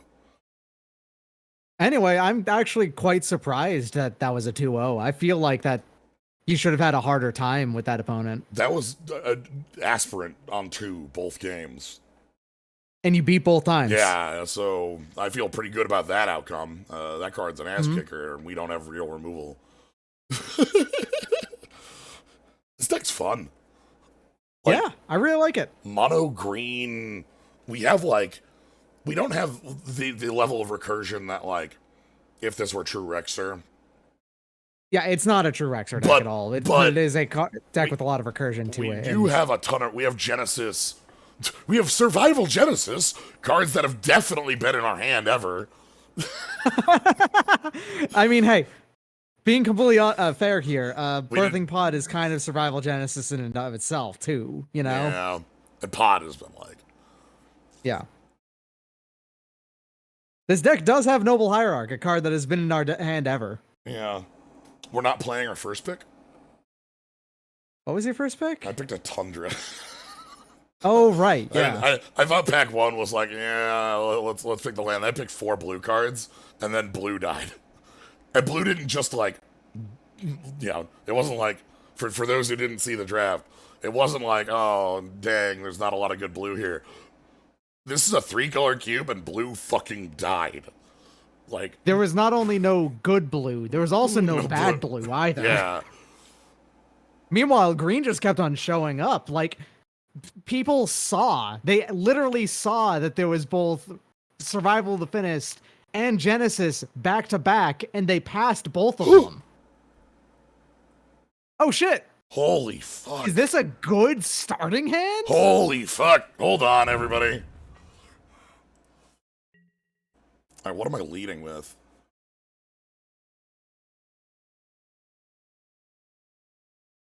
I mean... Tree Speaker, I think, leads quicker? Tree Speaker does lead quicker, yeah.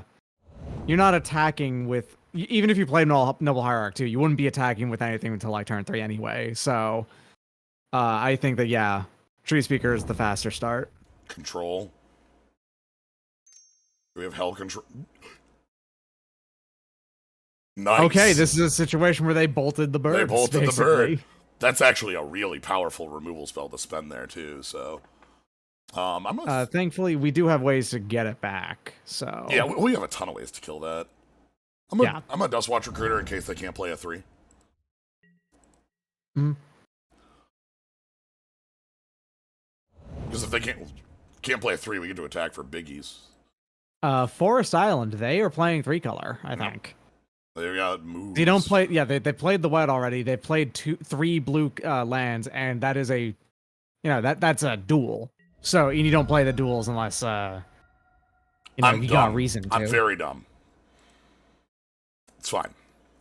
If we lose by 1, Oh, we you know where it missed was. out on Exalted. Yeah. I played some cards in an order. You might be able to punch down anything that they play here. Geist doesn't prevent fights. Sure.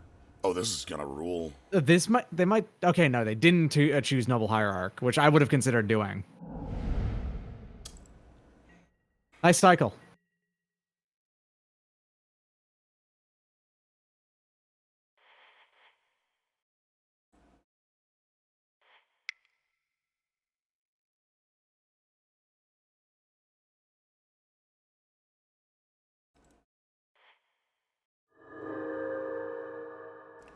All right, so here's our 5/5.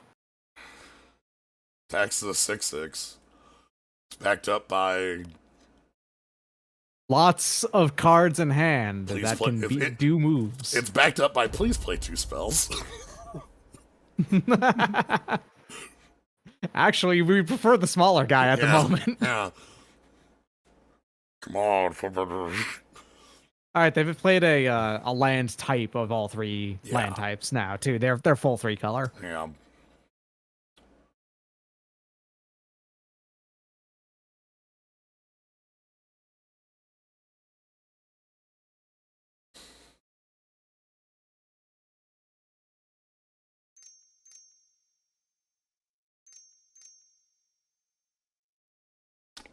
Ugh. Oof.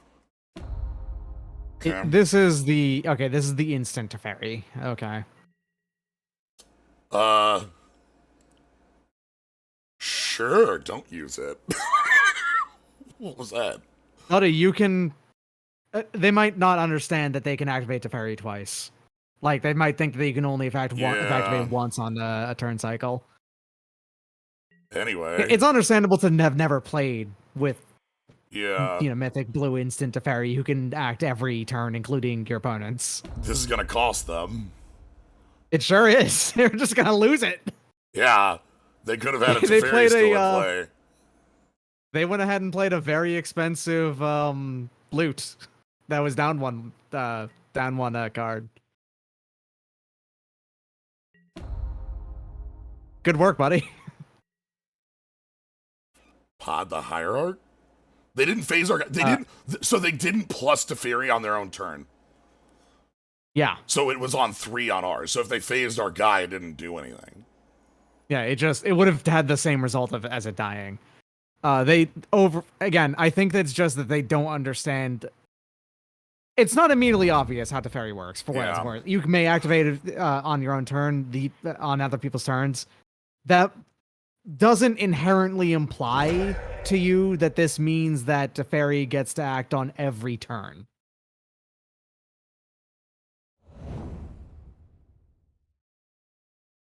I don't think that they're like, okay, neat. Slime Titan Woodfall Primus to the yard. So, Huh. I mean, good thing is that you can go just grab E-Witness and pick any of those up. Yeah. So That's not a problem. I can cast basically any of them, even Wooded Bastion to... Yeah. This is the secret. Oh, hell. I think your opponent's flooded at this point, and... Alright, so let's attack 5. see what happens. Make choices post combat. Yeah. You might just want to play Thragtusk as a 5-power creature.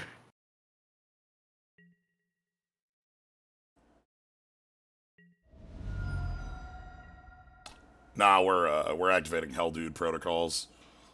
Hell Dude protocols engaged. All right.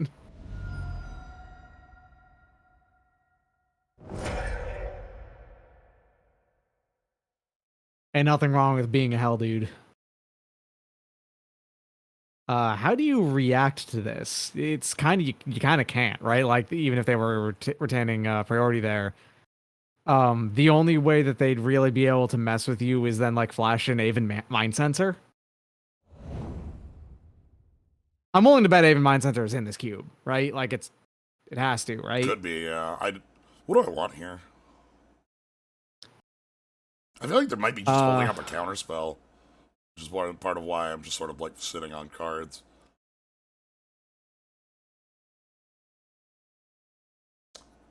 I'm gonna go Titan. The Titan has the most long game viability. I think that Acidic Slime going ahead and destroying the journey, I guess, is also a plan, but Counter my Thrag the Tusk. Sun Titan lets you, like, if you lose the E-Witness here, you can then go ahead and Sun Titan, grab the E-Witness, grab anything else out of your deck. And you can deliberately lose the E-Witness, so it's a value play, you know? I'm doing this into a counter spell. Oh, it's that bad, huh? Oh, it's Sublime. Well, Sublime Epiphany kind of sucks here. They don't have a copy. This is just like Cryptic with a bounce. That could have been a lot worse. Yeah, it's just Cryptic with a bounce. Shrug. This is like Hell Cryptic Command. Choose all. Yeah. And it's 5 different effects. It is a level beyond Cryptic Commands, like ridiculous, does everything. Yeah. Also, as counter target activated ability, it can counter anything. A good counter or pod activation. I'm fine with that because like they didn't get a copy of it, but it does worry me in that like now they have something like Gear Hulk grab it back, and that's like the most dangerous shit in the world.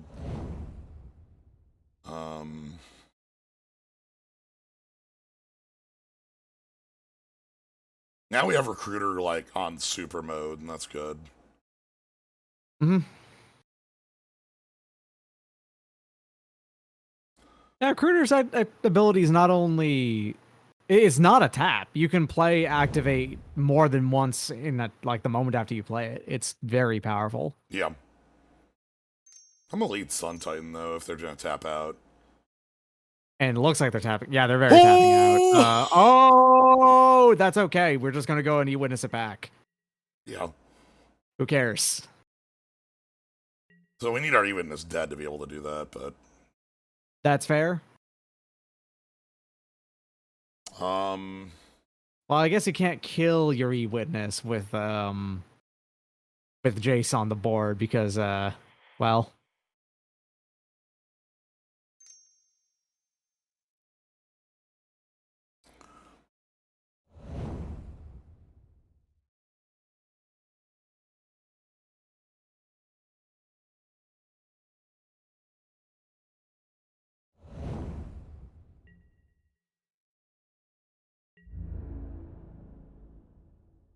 the idea here is that this puts them to 8. Yeah, and then they're dead to both of these attacking in. And if they flip over the Jace, does the flipped Jace here have a bounce? No, yes, because it has flashback a spell. Oh, yeah, that's pretty good actually, isn't it? They can flashback the Epiphany, which is actually kind of bad as a bounce draw because they don't have any creatures to copy. But they could also grab Bant Charm, which bottom of deck's a creature, which is at least more realistic. Bant Charm, by the way, super good card. Like people remember Esper Charm. This is my favorite charm. This charm whipped. Very versatile. Elspeth conquers death, exiling your Sun Titan. Sure.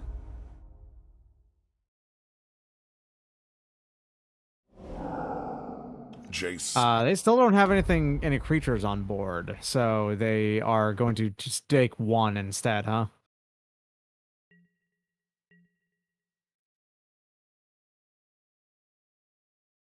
Ugh. Well, I have Dutch Watch Recruiter activations, which are quite nice. Yeah, this is. You kind of have to at this point. You're not drawing shit otherwise. Yeah. Well, we get to attack them for one.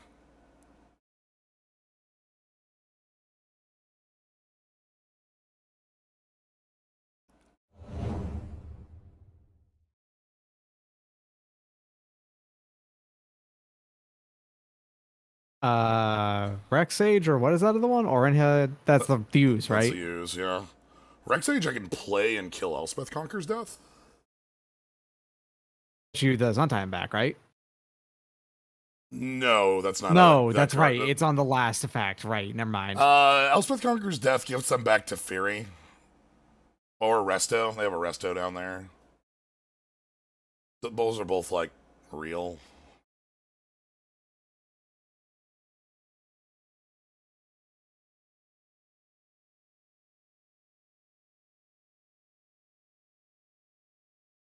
Oh, sorry. I keep on thinking Elspeth Conquers Death is a put it away thing. No, you No. never get the thing back You off never, Elspeth Conquers Death. never Okay. happens.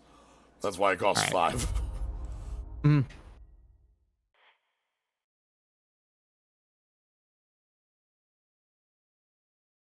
I would like y'all to note that, again, if our opponent lives on 1, we do know where that point was. Just, you know. Sucks, but we know it. Like, they're on 1 card left, but they're on, like, strong filter, you know? Yeah. Joe's Shuffle. Okay, did not find anything good. That's good news, at least. This feels like an That means opponent. they're digging. This feels like an opponent who could have a Wrath. Oh, easy. Yeah. No questions like, asked. Like, this they could is have any number of Wraths. Like, I'd love to find Genesis and start getting that going. I'd love to find, I don't think they could have it. Sure, okay. Yeah, that's you're right. The chance of them having Wrath is not 80%. It's 100%, in fact. Yeah. So.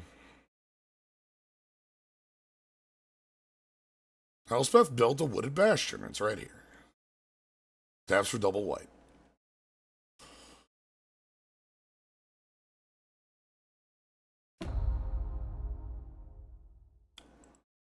This sucks. They're flashing back the Ponder. They're really digging then, huh? Instead of doing anything else with their flashbacking. So I chooses not to shuffle. I think we're getting Wrath. Yeah. Time warp. Time warp. Okay. Time warp. Yep. Time wipe. Time wipe. All right. That's pretty bad. That's double bad. I guess because you did activate that a couple of times, it it puts your permanents away. So just plus Jace for a while. They don't have anything proactive. There are currently 4 lands left in the deck. Yep. Want Genesis pretty bad. Well, I mean, at this point, this is getting countered, right? Like that or killed on the spot, and this ain't resolving, that's for damn sure, but we gotta try it. It kills them on hit, so like... Yeah, I mean, you have to play it. Okay, just counter surveil 1, sure. They did not mill, they liked their draw.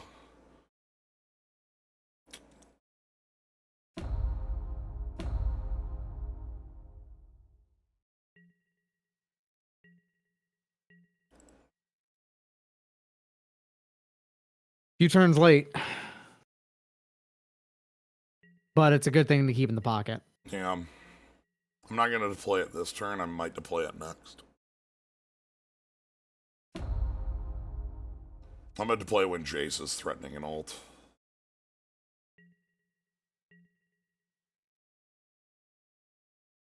Ooh, okay. If they don't have instant speed interaction, we can kill them. Obviously, come on, but you know.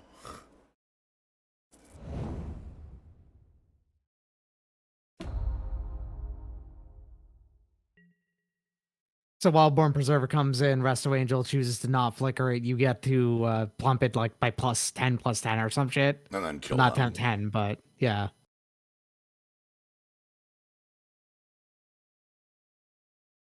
Yeah, because it's a May. Mm-hmm. So if they cryptic command here, we deploy Resto, and then we have to attack Jacetown.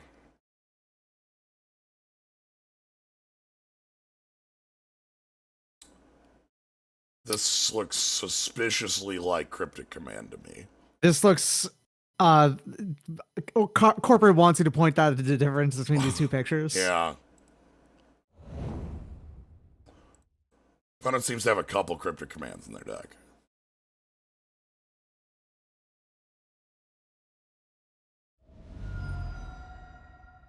They are forcing this, right? No. Okay. They Hardcast cracked the Force. Misty Rainforest. Yeah. Hardcast the Force.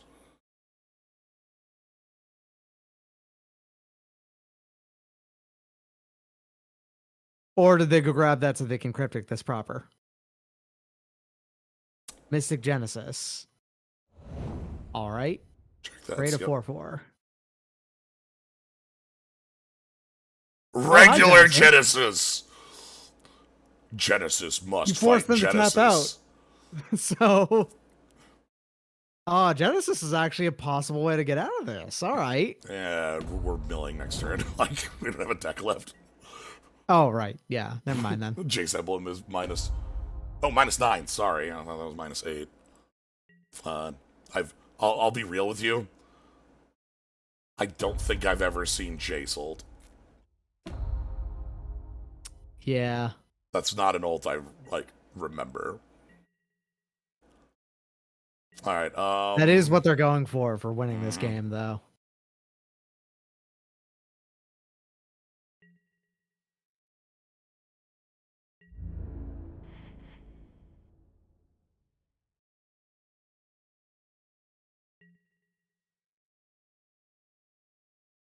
Okay, new Genesis beats old Genesis.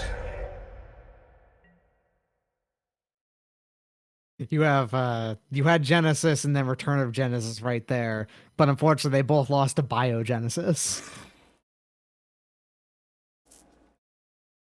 Weird slime man version. So I think the play here is that we need to keep ourselves more prepped for against a Wrath. Yeah, hold things back in your hand. Alright, that's fine. I probably shouldn't have let the mill first happen because we have 5. Nightpack Ambusher is a pretty obvious in. One of those cards I like if it resolves where we win.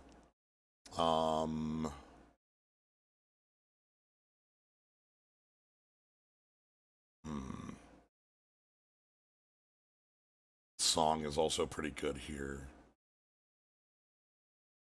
I don't think I like... Well, Toski's good if we get the cards off to... I hate this Ooze. Sorry, Ooze. Oran Reef Ooze is the weakest card in our deck, it seems like, unfortunately. They've got a number of powerful Oozes over there. Ooh. That's a way to be anti-wrath things. Just go ahead and eat your entire board in response to it.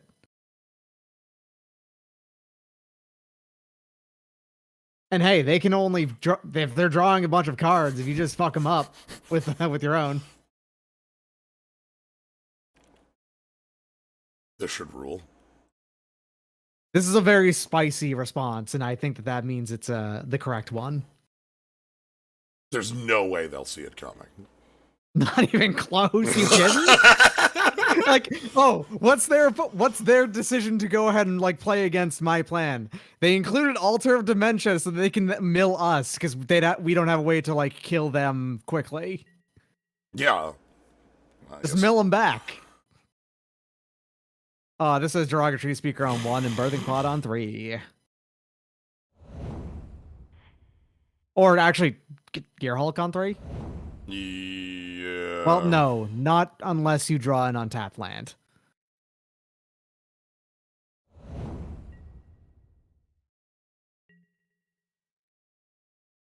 Sure as hell would love slime on 3. For sure, if you have to. Do you end step cycle that Tranquil Thicket then? Because you do have the Tree Speaker. Yes. Yeah. So that I get the untapped land. I think that's more important to be able to try to... Yeah. It's funky. You have plays without it anyway, so like it's not that bad if it does whiff. And you're good. Nice. Actually really good. Counter this or lose. Go ahead and just destroy their coast and feel great about it. Alright. Looks like they've chosen the first. Good option, you know? Mm-hmm.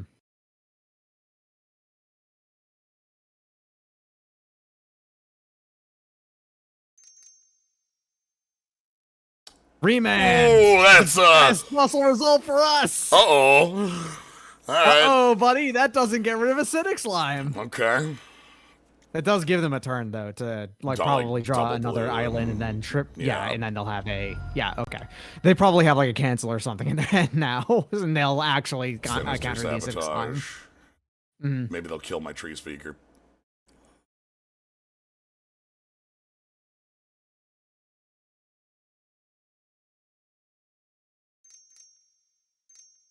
Bant Charm, bottom of deck. Bant Charm? Yeah. Yeah, okay. Means that you can get Birthing Pod down for free if you wanted to. Right. Like they can't. Also, Wolf is obviously a better board presence, but you know. Yeah. Something is coming down here without getting countered is what is the important thing. Unless they force it, they might force it.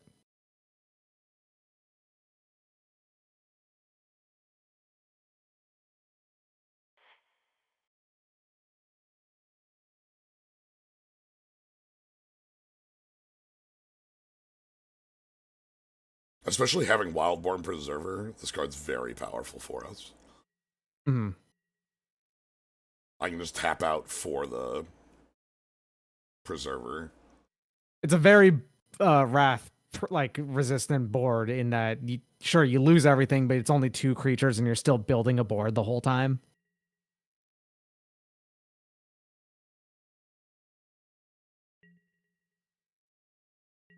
Bullshit, by the way, that the Fox at this Wildborn Preserver doesn't have any interaction with its creature type line at all.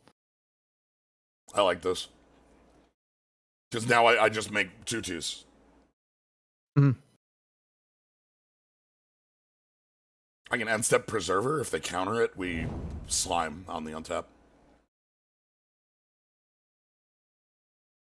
Yeah, we can tap down into the Wolf token. Okay, Ponder.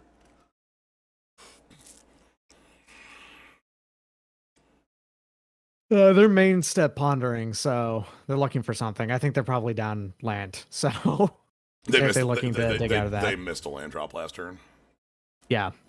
We're on 5-3. So they probably didn't draw any on that turn either, is what I mean. Okay, they did grab one now, but it's still tap lands. A tap land.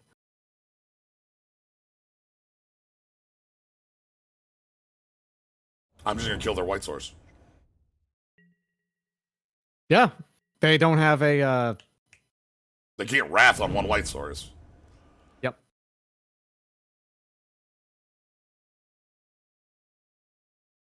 Wait a minute.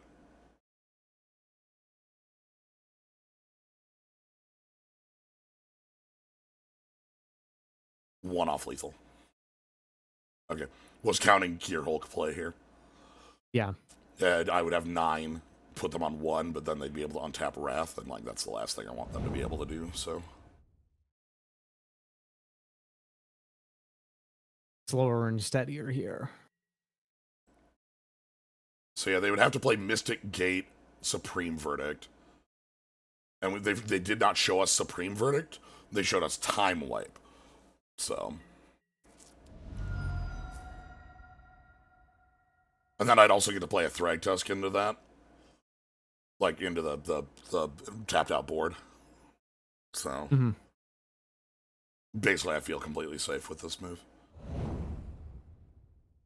Please, Well, please, please well, do it, do it, do it, do it, do it, well, do it, well, do it, do it, well. do it. So the 4 mana wraths of this this cube are Supreme Verdict, which they can cast, or Settle, which means we don't attack with Nightpack Ambusher.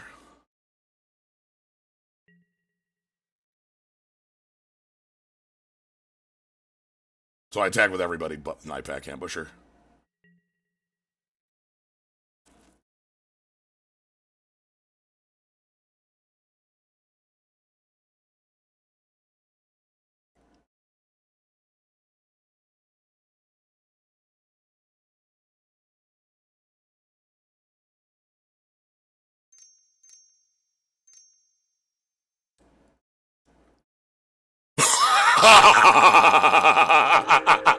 Impressive. Most impressive.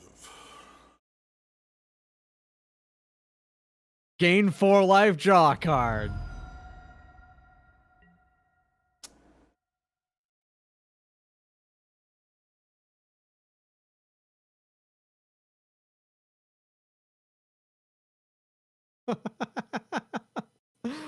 uh, I love it. I genuinely think that's very fun.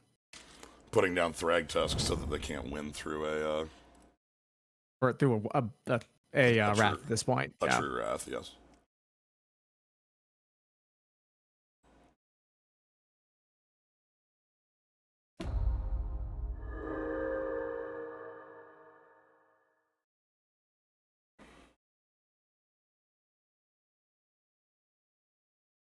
I mean, Terminus could get them out in that they would have a follow-up plays for Terminus. They could theoretically play something that's larger than 3/3. I'm so happy it's Mystic Gate. Mm-hmm. I'm so happy our opponent actually it was like live there. Because like I am going to play around Settle unseen because I would lose the game to it. Mm-hmm. When I could put them on 2, and then now they have a much harder answer. Like, what do you do here? They only have 5 mana available to them too. Like, Yeah.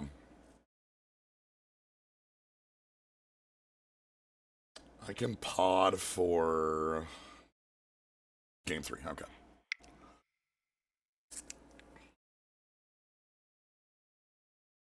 Ojtai's Command. What a card. Sometimes it's just like Revitalize. and sometimes it's Cryptic Command. Sometimes it's It's a pretty, Oh, it's a pretty wide like power scale that you have there. it's not us.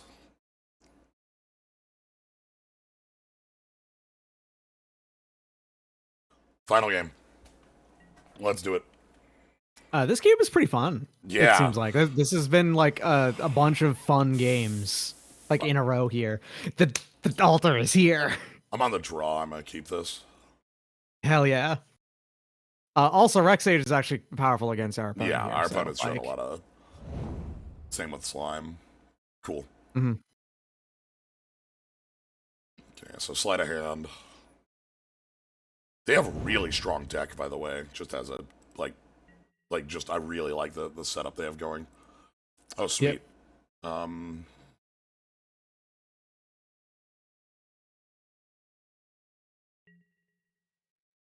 And Step Preserver.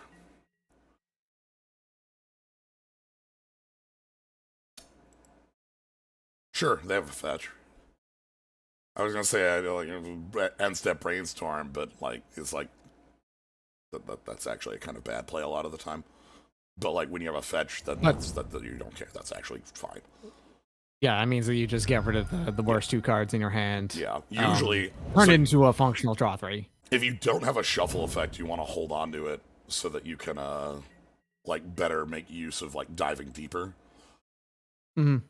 Like do it in your main, but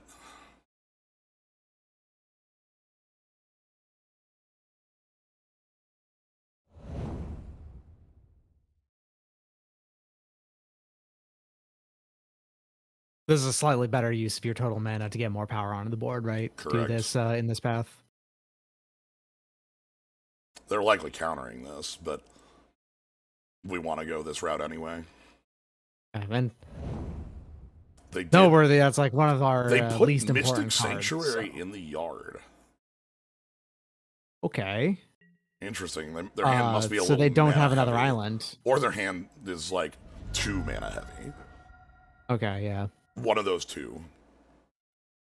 I get, yeah, okay, yeah. Okay. Yeah, it might actually just not have that many playables, which is great news for us.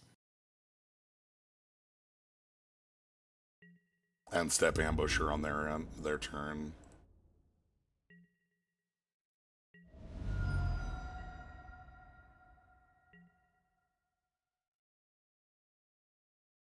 Or Hopefully they tap out and can't respond to it. If they foff here, I'll just ambusher. I assume foff's in here, right?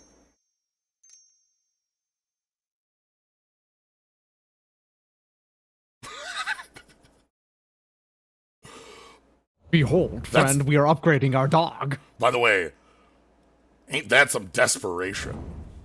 Sure is, yeah. They are. If they're doing that to what is on the board right now, just a bear. Yeah. That is a really concerned. Okay. All right, they did have a backup. If something larger happened, they are going to. What are they going to grab back? Nothing. There's nothing in there right now they can grab back. But I could also like just Pelt Collector Rex Sage, kill it. Yeah, they are full on. They're definitely full on in panic mode right now. The biggest concern being basically if they're keeping a Wrath in their hand specifically to deal with 2 creatures at the same time here. And even then, we can probably recover from that pretty well so far still. Yeah. If we can kill that Mystic Gate, they don't have double white. Again, we have to remember that 6 mana is like the big counter spell threat, but they don't have any. Killing the Mystic Gate there might have been better because then they were off Wrath mana. Because they had nothing for Elspeth Conquer's Death. It might have been better.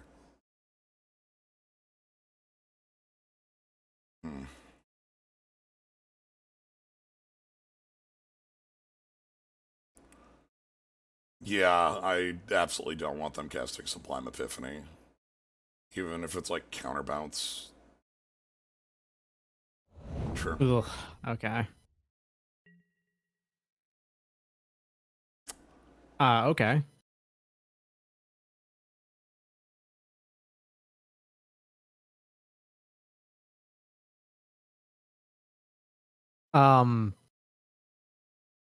This doesn't prevent them from, depending on what they grab with Flooded Strand, doesn't prevent them from doing anything there, but does let you turn Jace's Vryn's Prodigy into a forest if it goes through. Okay. Okay.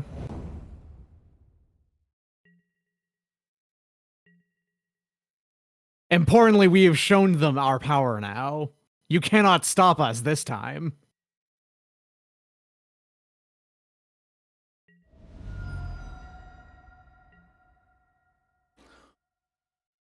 So Jace flips. They have Bant Charm, Sleight of Hand, Brainstorm. Brainstorm's actually really good if that Strand still in play. Flashback Brainstorm's probably fine. Ball of them. Damn. If they flashback Brainstorm, though, that's going to put Jace on 2. On 2, yeah, and that's going to put it, within dead territory. Okay. Yeah, they're not going to flashback now. They just want to keep Jace around. They have another counter if they're like willing to do this because they know you have the song.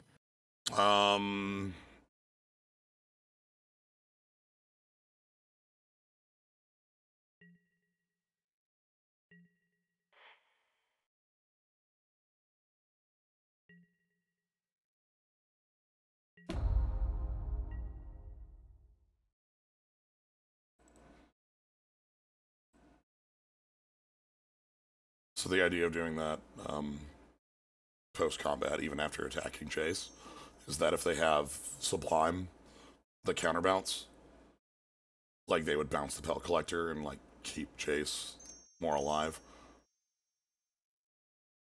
Mystic Snake. Or have had a blocker. So. Mm-hmm.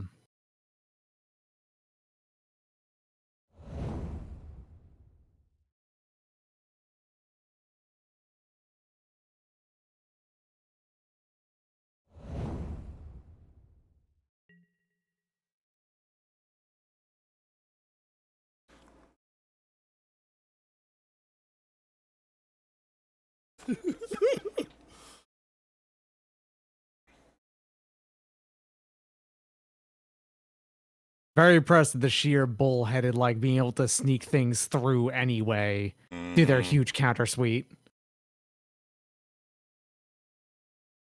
Had a ton so far still already. And we know that they have more. I'm also quite happy with the altar as a threat. Yeah, it's already presenting itself as having, like value and power. Yeah. They went down to, I think, 11 Played cards a in tapped land.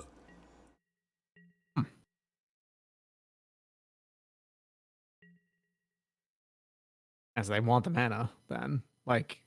Yeah. Otherwise, they wouldn't telegraph the fact that they had, I want to say that would be otherwise be more valuable as just another card in a control player's hand, you know?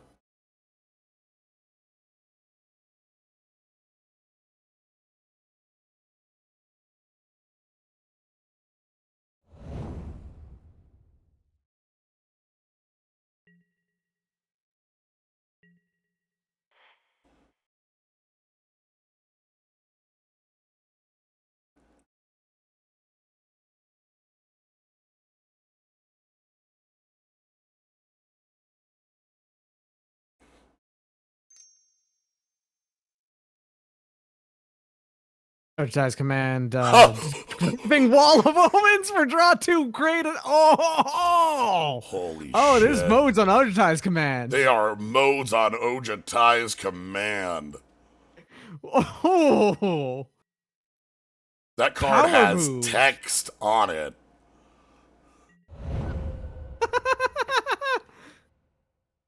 Wow. So if I can resolve Thragtusk, we end the game. Yeah.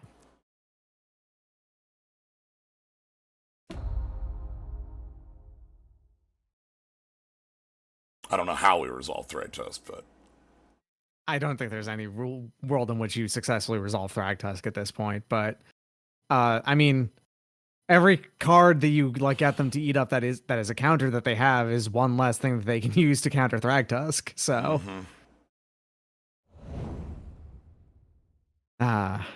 artifact, enchantment, or land, not non-creature permanent. Oh, this just resolved.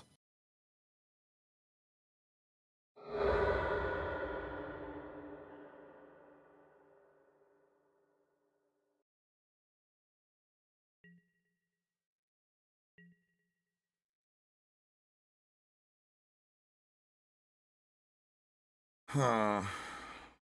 All right, so they're actually down 7 cards at this point. So they have 10 cards left in deck functionally, not with Altar Dementia on the table. So it's actually higher than that.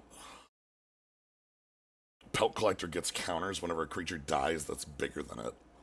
Oh, okay. So, and on top of that, the Rex Sage also is more than that. That's right, too. Correct. So that means that there's 9 right now, and Pelt Collector will go up to 1 more. So they're actually down to 4 cards in deck at this point. They have to really book it to kill you, honestly. They are flashbacking Brainstorm. All right. Man, this altar kicks ass. This was a really good include against I'm so happy about Altar as the include in here. It's like that Flooded Strand also represents a card out of their deck. Yeah. So this means like they really have very few alternatives because like their deck does not do damage to you. Hi, Survival.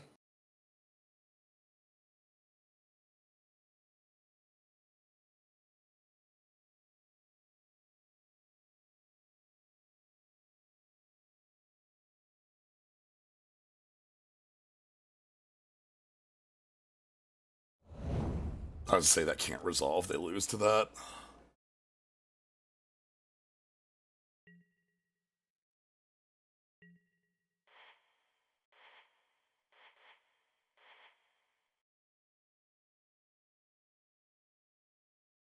They can't have let that resolve. They might have actually been bluffing the past few turns. Yeah. They just Obviously, you don't assume brainstormed, that they're so I bluffing, but so I don't want to believe that. yeah. Also, this is Vapor Snag, okay.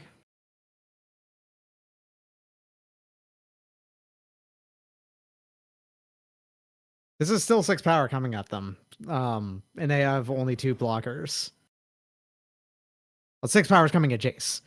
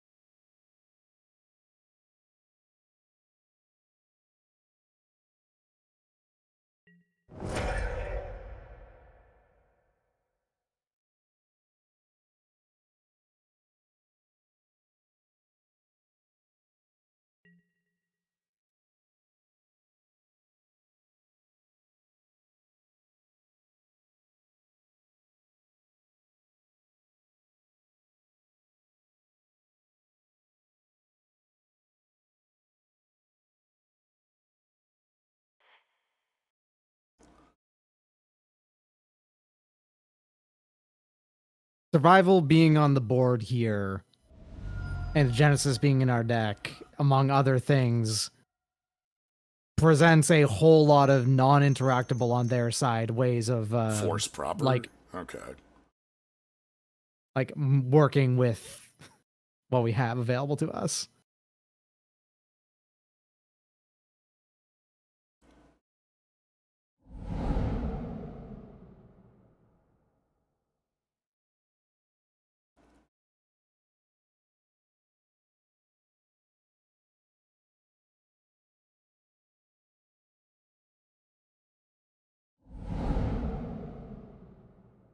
They can counter 1 Genesis trigger with Epiphany.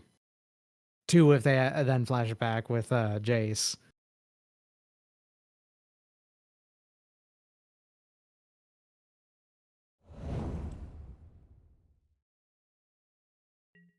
I'm going with Nissa because Nissa resolved is the end of the game. We have a lot of cards that represent the end of the game. Yeah. I just want to resolve them all. I love you, Survival of the Fittest. That's the wrong one to choose.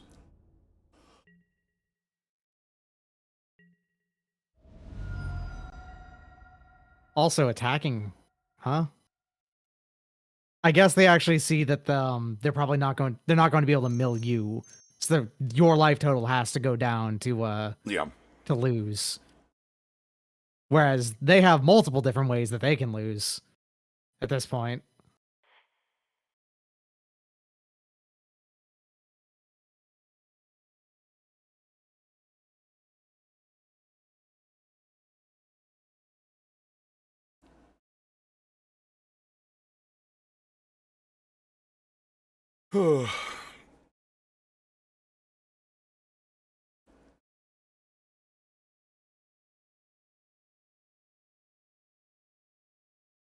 I'm just going to run them out of counter spells.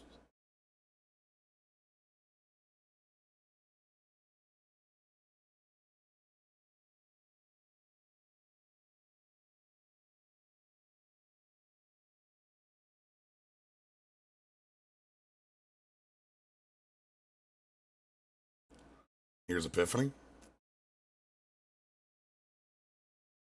Counterbalance bouncing the survival. Huh. All right.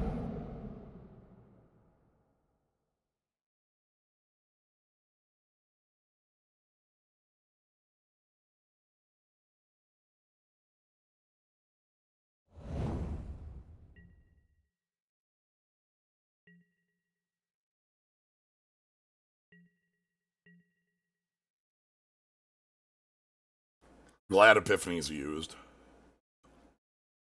Okay. It was the biggest concern that they had at this point, and well, it's not really a huge concern anymore. Yeah.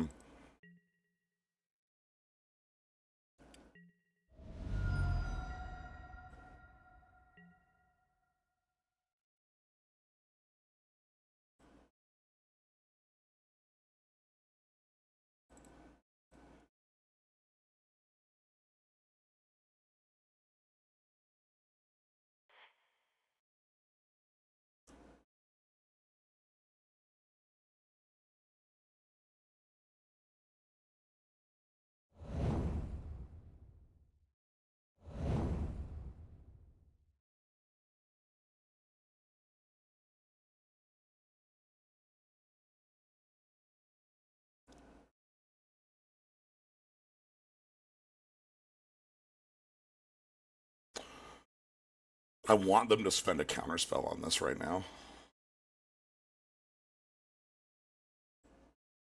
Holy fuck!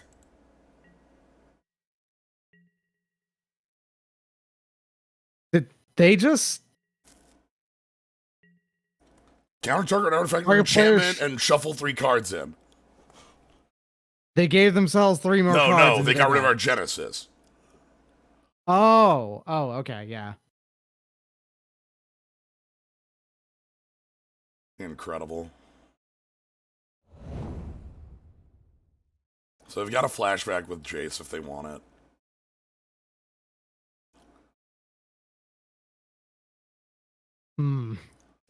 Concerning.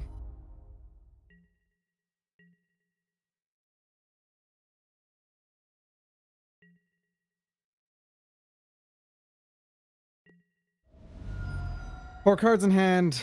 They have not played every counter we saw from them last game, I'm pretty sure. No, they still have more. Yeah.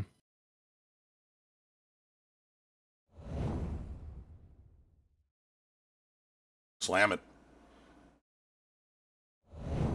Holy Or shit. no. All right, well that just is we win at this point. Yeah.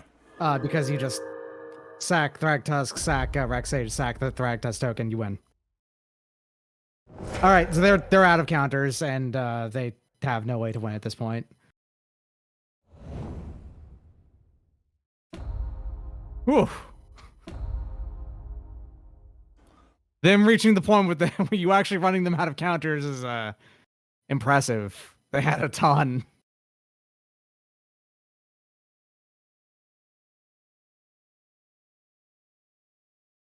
I don't know why they would have included an Eldrazi, given that we didn't show them the altar last game. And playing against Mill, like against with themselves, is rough.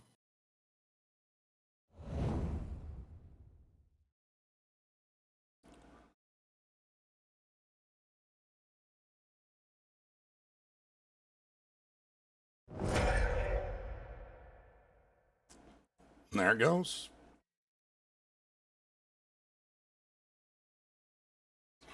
Good stuff. We got the altar win.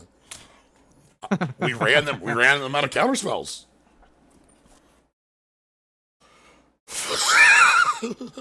You ran them out of counter spells.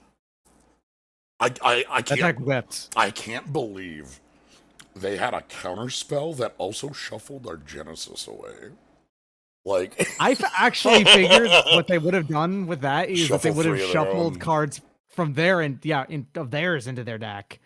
I think I that, suppose it's close. So the thing is, I think that might have been better for them, and that they needed to play that they were going to win in combat in like 4 turns, right? Like just hope that yes, they were going to win in combat at that point. Oh my god! All right. Well, what a cube! I loved all 3 of our opponent's decks and our own deck, which is a very good sign for what the cube can do. We had artifact zone featuring sideboard top end control. We had the